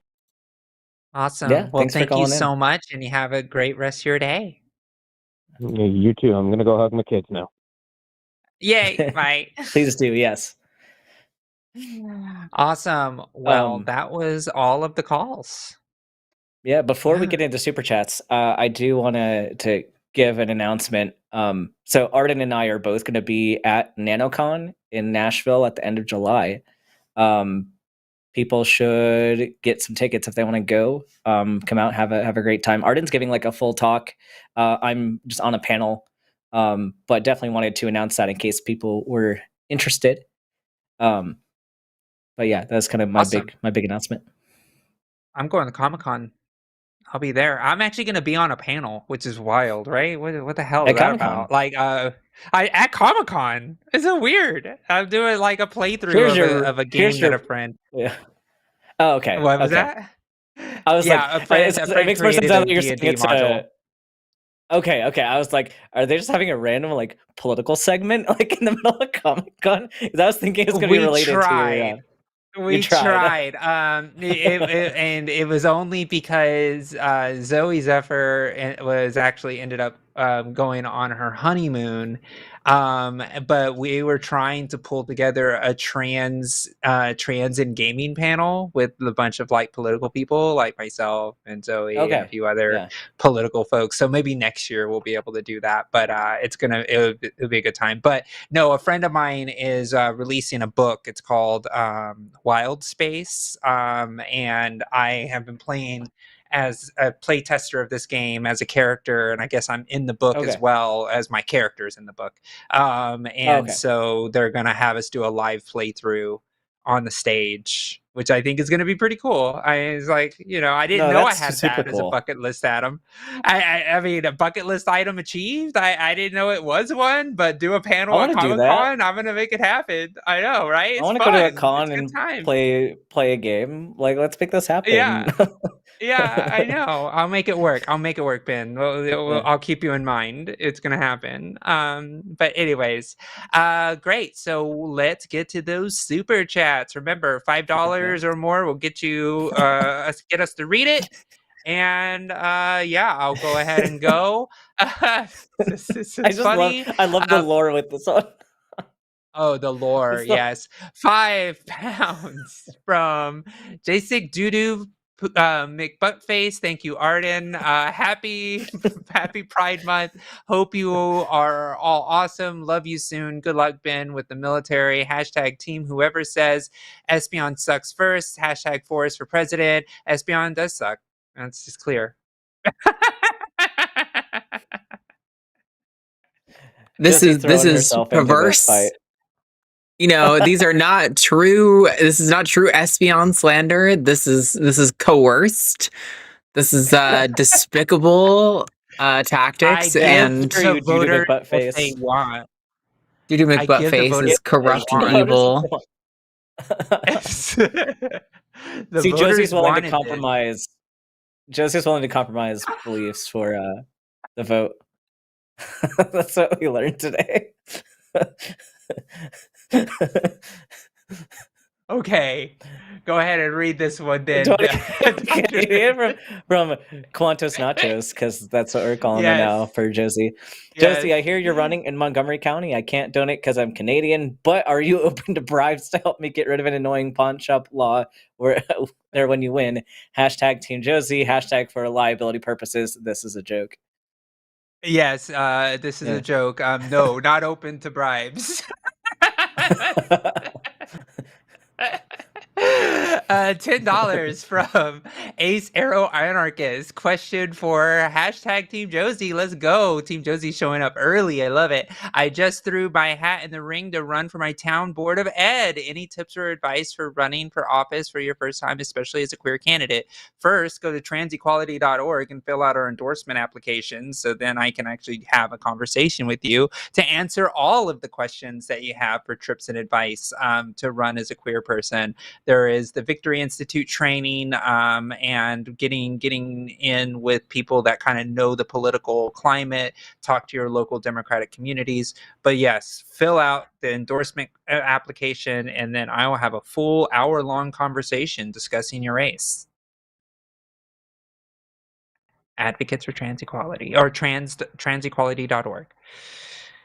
Another £5 from Doodoo McButtface. Josie, on a more serious note, as you're running for office, 1, would you run for president? And 2, can I donate to your campaign outside of the U.S.?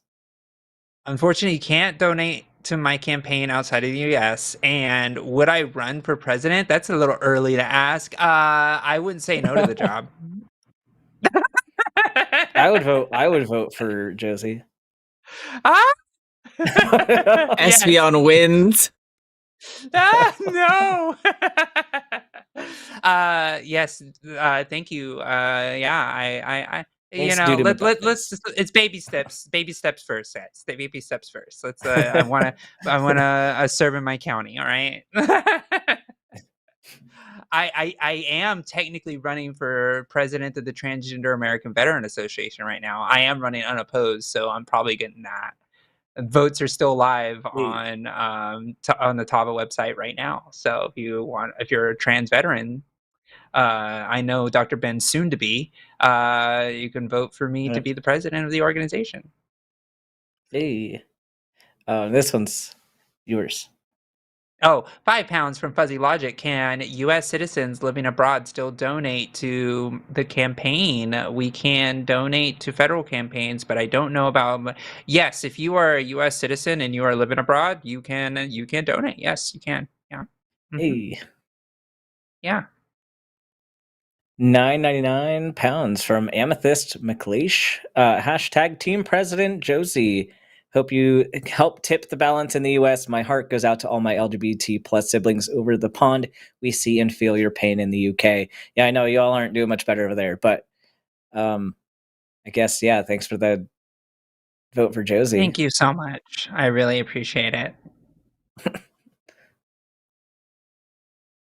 $9.99 from Kayla Martin. Thank you so much for your donation.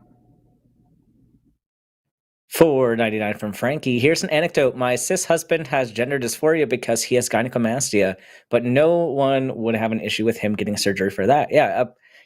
Apparently that's allowed, but trans top surgery is too much. Yep, that's right. $4.99 from Mix Shimmer. Live in a deep red state. Always vote blue. Josie did a talk on political capital in an episode before the election. Made me realize my vote still matters. Oh, I'm glad. Your vote will always matter. Except you didn't vote in that super chat. Wow. That's fine. Whole thing about not voting. $20 from Bobtail Trucker. Hashtag Dr. Ben, you rock. Thank you for helping me get on the board, Bobtail Trucker. Appreciate you. Yeah. And $20 again. Thank you from Bobtail Trucker. Hashtag Josie always awesome. Thank you. Much love. The fence sitting. That's how you fence sit, though. You send 2 super chats because that way both of them count instead of sending one fence sitting super chat where none of them count. Yeah. Yeah, go ahead. $10 from Bobtail Trucker. Hashtag Galacia 79 bestest moderator. And we gotta vote for the mods. Yeah, absolutely. $10. Thank you so much, Bobtail Trucker. Hashtag monkey can indeed suck it doing your thing. Okay, all right. There's some beef definitely going down there. $5 from Bomb Poppy. Just here to support the show. Keep up the great work. Thank you. Thank you, Bomb Poppy. And your name is pretty cool. Thank you. $50. Wow, Bob Trucker, thank you so much. Hashtag Team Arden. Without you, the channel has no heart. Aww. Oh, I'll allow True. it. I always win. $50 dono. yeah. Yeah, I love it.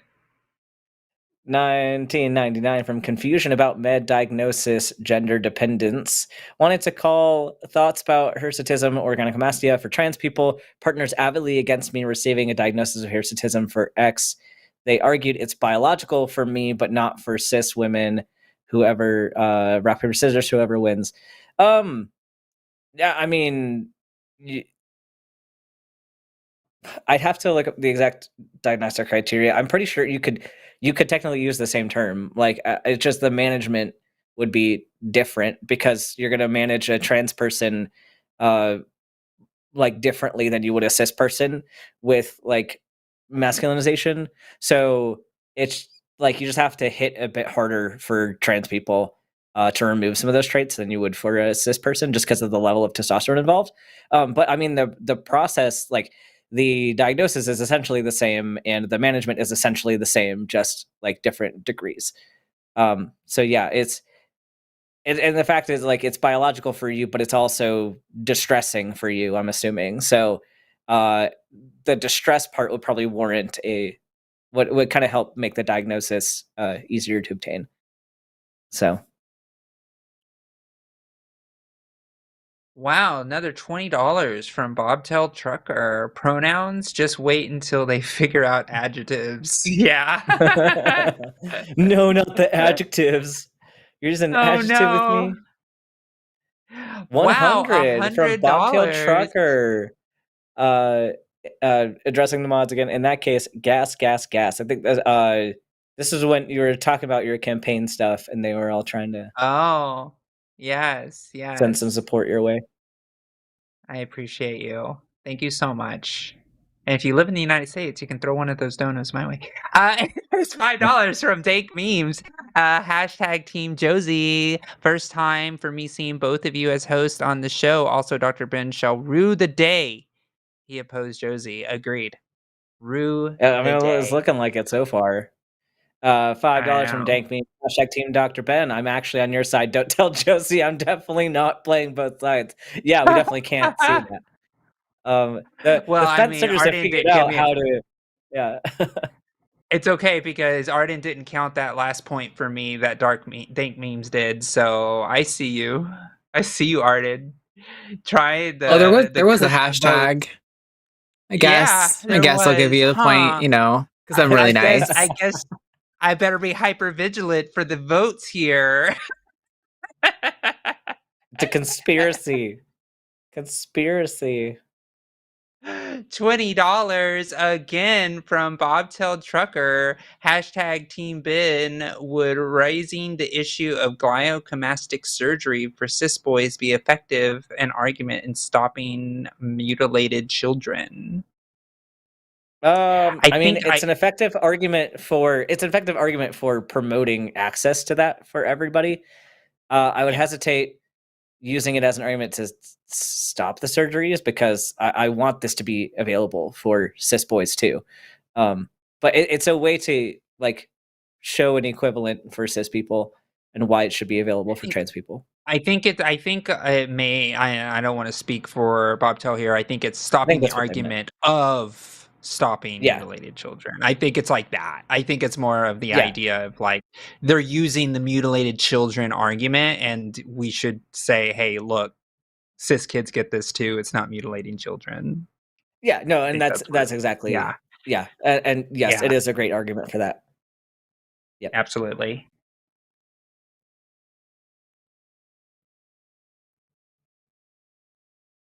I think it's $5 from ECTA Fool. These discussions are too stressful for me to participate in, so I'm grateful for y'all having them. Thank you for the ergophobic trans femme atheist. Yes, I think this was during the conversation we were having. I can't remember. It was during one of the conversations that we were having earlier. That was annoying in a weird way.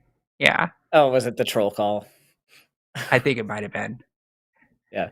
Yeah, $20 from Bobtail Trucker. Hashtag Team Josie. When should we expect to cast our votes for your presidency? See, everyone wants Oh my Josie for goodness. president. Oh She's my got to get some goodness. experience. She's got to get some other Yeah. experience first. Yeah. Let me build a legislative resume, everybody. Come on. But you can help me by getting into the seat, all right? Like let's get those donos into the campaign. I'm watching you. I'm like looking at where the donations are, and I'm just saying, with the way these super chats are coming in, y'all could pony up more, all right? I have like a live tracker on the side here. $10 from. Oh, is this you? Okay, I think it is. SC JL. Best practices if you have a predolescent, is that how you say it? Pre-adolescent? Who is socially dyslexia is terrible. Who is social transitioning? Do you block puberty or do you let it sit and see how the kid handles it? Hashtag team doctor with a dog. That's me. But yeah, it depends. Yeah. It depends on the situation. I would recommend talking with your pediatrician, and then they can evaluate, risk factors. Is it better for this particular kid to wait, or is it better for this particular kid to start a puberty blockade? And that's, I think talk with a professional about it because it's going to vary between situations. Yeah. $5 from Joshua Everett. Nice, productive calls today. Since I'm completely out of vote debt, the coin toss as indicated that I am hashtag Team Dr. Ben today. Oh, and we totally missed the one. We were supposed to play rock, paper, scissors for a vote. Back. Were we? With one of them. Yeah, there was but we never did it. Oh. Lux and I have done it a few times. You got to look away and do your count, and then look back and see what the results are. All right, we're gonna do it. Let's do it. Yeah, fist up to the camera. Right. Okay. All right. Ready? Okay, count. Yeah. Okay, 1, 2, 3, go. Oh, it was a tie. Tie. Gotta go again. The Ready last up. win that one. Yeah, ready up. Right. It was a tie. Okay, ready? Right. 1, 2, 3, go. Ooh, Josie wins. Got it. Yeah. Josie gets the vote. Nice. All right. $5 from Siller. You guys are great, and the show always makes my day better. Starting FTM HRT in 2 weeks. Any advice? Hashtag Team Josie. Ooh, yeah. you. So a testosterone transition. You're gonna probably be very horny. So make sure you have time for yourself. Or if you got a partner that can help with that, that's also great. Your emotional changes might happen first, and probably will happen first, which is super great. A lot of other changes, take a longer time to happen, but you can expect probably to get nose hair and butt hair first. And then everything else will come a lot farther down the line. So don't be shocked. But yeah, just expect within the first couple weeks, emotionally, you'll hopefully feel a lot better, but you also will probably be very, very horny all the time. Puberty Unlike a sucks, bard. no matter how many times you do it. Yeah. Unlike a bard. Like a bard. $5 Canadian from Quantos Nachos. Not open to bribes, fine. How about this? Hashtag Team Dr. Ben. Hashtag Dr. Ben would have taken a bribe because he's a good friend. I see this. I'm the bribe taker. Yeah, that's it. Sure, yeah, bribing I'll take the doctors bribe. is the thing, right? I mean, that's what the. It kind of is, yeah. Yeah. Yeah, no. This is why people with more privilege get more access to healthcare, is because they have the money for it. So it's kind of a bribe almost. Too real. Ow. No. $5 from Maud. I'm 13 days post FFS, still swollen and stiff, but improving daily. It's amazing how all the dysphoria-inducing parts of my face are just gone. Hashtag Team 34. That's me. I'm 30. I guessing that's you. started my transition at 34. And Oh, okay. congratulations. I agree with FFS being really great for gender dysphoria for me. It was actually the most affirming thing I did outside of hormones. It was great. So congratulations. I'm glad you're getting joy Very already. nice. $5 from Doreen McElfie. Hypothetically, if people move so that every state was 100% red or blue, how would that affect election results? If everybody moved to a state was 100% red and blue, how would that? Well, I mean, it would make things more divided. It would be interesting because I don't understand the scenario very well in the way that this is written. But like, if we were gonna play it out, technically there are more Democrats than there are Republicans. So if the Democrats played this out just right, they would be able to win all What of the big states people states. move to? Yeah. Yeah, that's what that would look like. But then we're back to like Civil War territory where it's like everybody just thinks the same and they're just gonna try to secede. It's I don't know. There's a lot there. I could play a lot of different scenarios in my head because I think about politics way too much. I turn my brain off from it most of the time because I just can't. I can't handle it. 23.99 euros from Leanne. Thank you so much for your donation. Thank you.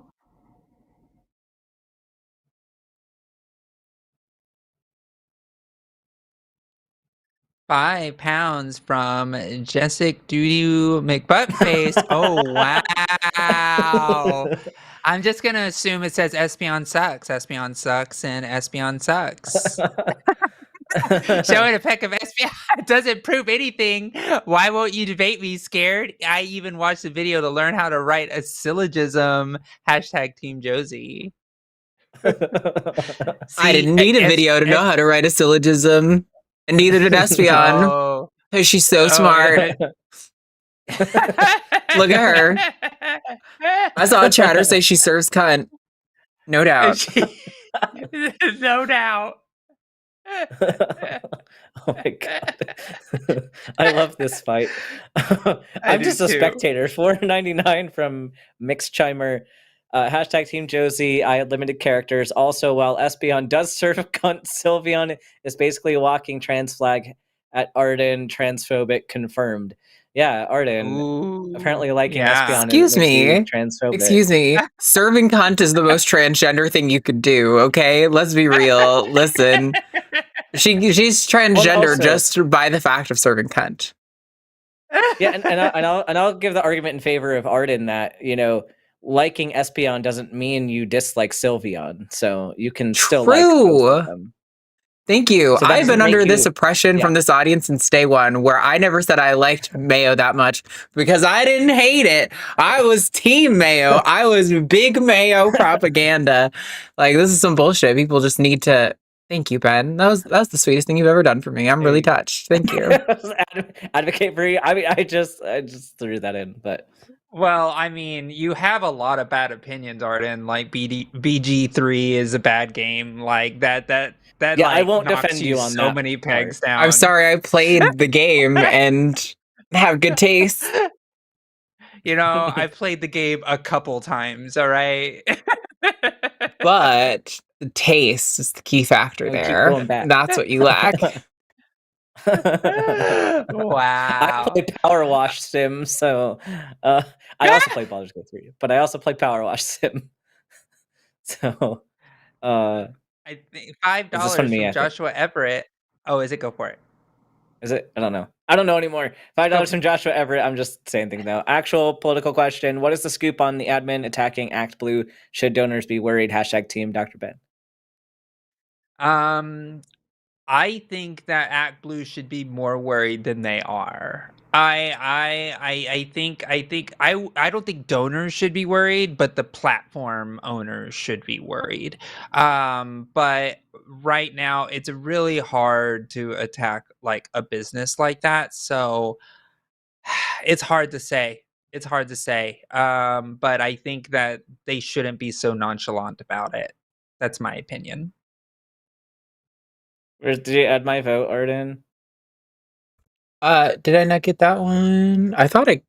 Nope. You're right. I had. There you go. Yeah, so give me that vote. I know I'm still a few behind, but I'm taking everything I can get. $10 from Dank Memes. Hashtag Team Arden. Here's the bribe money for the extra vote. Oh man, where's she gonna put the money, but you extra didn't vote? vote for. Yeah. Do I get to decide who the vote goes to? No. If I get a No, vote? that's not how that goes. Are you That's sure? not how it No, goes. it's not. It's not. Yeah. I'm redistributing the votes. I'm a vote socialist. I mean, you get to make the rule. Like, you're the producer. Like, you technically get to make that man. rule. Now you're just like, oh, if it benefits me, I mean, sure.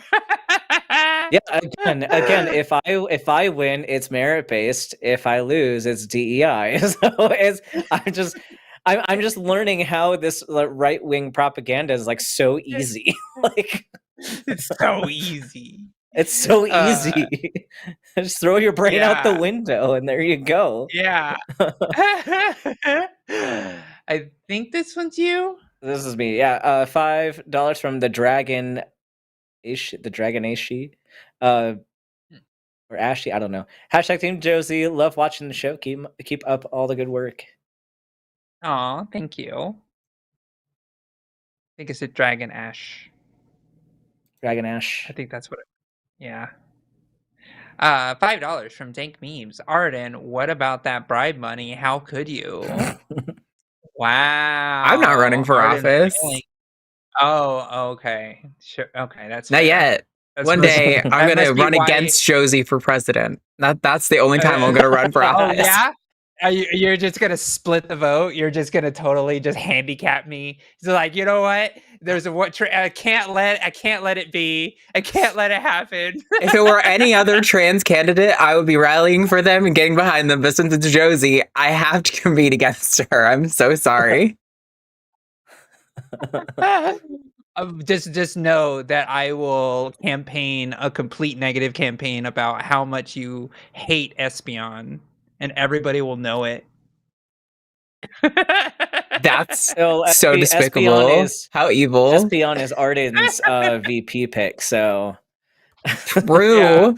Yeah, I want a psychic as my VP. Oh my gosh.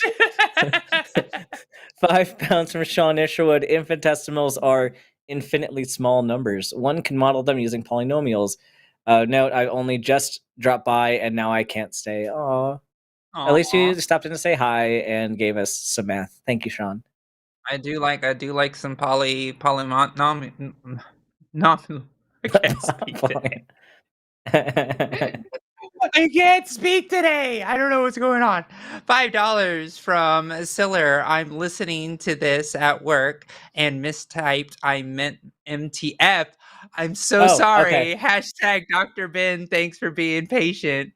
Oh yeah, MTF. Okay. Totally. Yeah, for sure. Different. Now I gotta very different transition. Now I gotta do it. The same thing about the emotional stuff though, and like the mental stuff that usually comes first. One of the things that I enjoyed a lot was that my smell changed. I thought that was probably one of the most radical things that I enjoyed. And I got less horny, but that was a good thing because I don't want to be horny all the time. But that's kind of how that goes. And yeah, your skin gets softer. Yeah, there's so many little points of joy that you can receive. No hairy buttholes though. That's yeah, that stops getting as aggressive, I'm guessing. $5 from the Dragon Ashy. Espion rules also just got on progesterone, so now I can't wait to see how it helps. You got all these like Espion shills in the side chat. Yeah. $10 from Leia Tan Voss. BG3 is not all that good. Real TTRPs are better. Bards are never horny. Espeon is best. Hashtag Team Arden. Hashtag Team Dr. Ben. Wow. I feel like this was just them trying to make everybody angry at once. Yeah. Except for me. Except for I'm Arden. thrilled. This is Thank you this so person is much. this person is just pandering to Arden. That's it. Except for I appreciate the vote for me, but otherwise this is all just pandering to Arden. I think this one's I have to read this. 5 Canadian from Quantos Nachos. Hashtag Team Dr. Ben. For the Power Wash sim, I'm 750 hours in that game, and I'm glad you agree that it's the best game ever. Hey, I've been streaming Power Wash sim on my YouTube and on Twitch, like usually on Mondays and Wednesdays, so come hang out. I know a few people have been over there, but yeah, we'll just talk about, what was it, this past week, we talked a lot about just hypothetical, like how ogres have babies, and that was a whole thing, because like who actually knows how ogres procreate? But we talked about that while playing Power Wash, so I don't know if you like that. Come hang out. Yeah. All right. So we have one more super chat, and it is just a vote for Ben, which gives us a tie. So I'm thinking. Come on, hashtag Team Josie. So I'm thinking what we do is say at 4:15 we're gonna have like a minute of super chats. After that, no more votes will be counted. So that is an opportunity for you guys to send in some supers to try to break the tie. And whatever number we get after that, like even if some super chats come in after that 1 minute time period, they're not going to be counted. So we'll just take those. So let's see what Let's time go. dot Team Ben, is. show up. So in 15 seconds, we're going to start our swarm of supers to get us over the line for a winner here. So there's one. Yeah, we got one coming in. And I saw Mr. Barikwa join the chat, so I know the reliable Team Josie. Get those votes in. It's 4:15. I'm just gonna start calling out my supporters. All right. That's right. You guys have 45 seconds left to send in super chats that will count towards the final vote. So get those in now. Yeah. Your time is limited. Mostly our time is limited. So that means your time is limited. You guys have another 30 seconds left. Oh, okay. Got a few coming in. Doop doop. The Barikwa. Oh, All no, right. it's another tie. I think I could pronounce Barikwa best. So who decide? Well, I guess Mr. Boricua would have to decide who he thinks did the best. Yeah. Exactly. All right. I guess that's gonna be the tiebreaker then. All right. Is whoever 3, can 2, 1, cut off. You guys are cut off. Dank memes, you got in. Oh, there was another Team Josie. It just came in.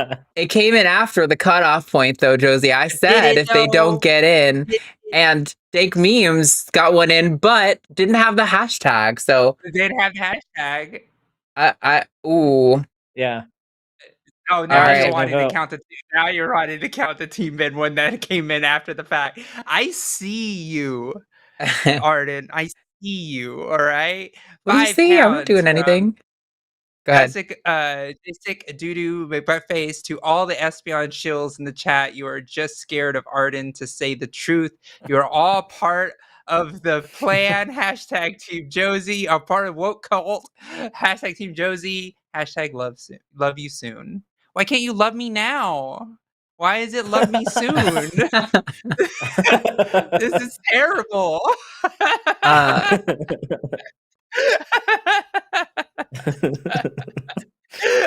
The chaos. All right. So you guys got to try Mr. Boricua. Brent J. Whoever can pronounce Mr. Boricua. I'm going to say it like that. Fancy like. Boricua. All right, Mr. Boricua, I'm going to keep an eye out on the chat. You tag me at Arden Heart like you just did, but tag me who you think gets the super chat based on the pronunciation. I think this was you, Dr. Ben. Oh, it was me. £5 from the Fuzzy Logic at Josie. Is there a way to donate that isn't Act Blue? They don't allow donos from U.S. citizens physically present outside the U.S. Hashtag Team Ben. Thank you for the vote. Oh, interesting. I actually have another link. I can find. So that means whoever wins all comes down to who Mr. Boricua decides is the pronounced it right, because the only other super chat is from Dank Memes, and I'm sorry, but no hashtag, no vote. Those are the rules. So Mr. Boricua, as soon as you know, you have to decide for us who the winner is. Thank you to everyone else who donated. I saw Puck and the Dragon Ashy again. You guys would have managed to tie it up either way. Mr. Boricua rules. It's Dr. Ben is the winner. That means Josie is the loser in a tight race. Tight race. Wow. It was very, very close. But yes. Betrayal from Mr. Boricua. Mr. Boricua. I can't. Wow. Josie will never recover from this devastating, humiliating loss. Josie feels betrayed. I do. Considering that I got more hashtag Team Josies and Arden decided to just randomly rule that the other one didn't count. I see how it goes. Did I? I'm not sure if that's how that happened. But for your topic, will not apologize. All right, fine. Your topic is bards suck and they're never horny. So we are charging up the clock here. And 3, 2, 1, go. Hurting my heart.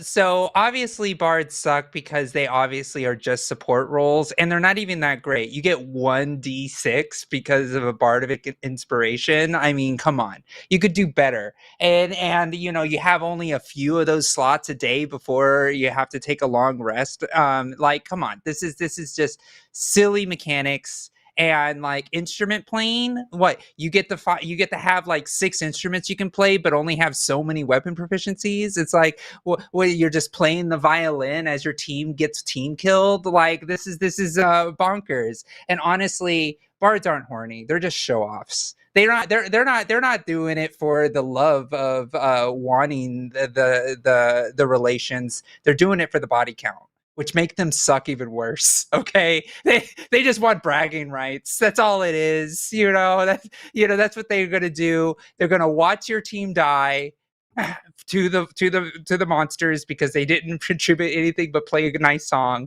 and then they're only going to the tavern to sexually assault all of the wenches trying to just do their jobs on a daily basis. All right, that's all they're gonna do. Try to seduce a dragon, sure, another team wipe. Try to seduce the queen, well, guess who just got beheaded for disrespecting a monarch?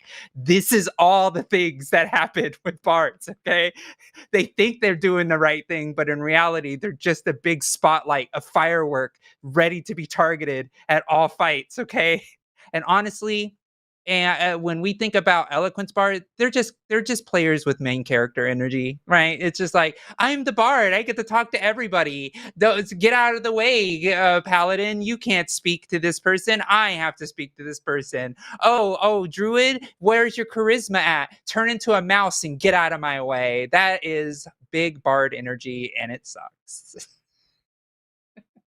Amazing. I feel like Josie was drawing from experiences of bard mishaps in her own games. Well, thank you guys so much. That was it. You guys want to do any little wrap-up thoughts? If you haven't had an opportunity to go and check out my campaign, make sure you do so. And I will have a website soon. Got to build those things. It's getting built currently, but please, donate. And if you're not I was going to say join the Patreon, but Espeon completely ruined that. So Espeon. But she is serving though. Like, look at that. And come to NanoCon. Come see Arden and me at NanoCon. It's gonna be a fun time. Yeah. And go to Comic-Con for Josie. Right. Yeah, I'll be there. Thank you, everybody, and make sure you join the wonderful Patreon. Good time. Do it.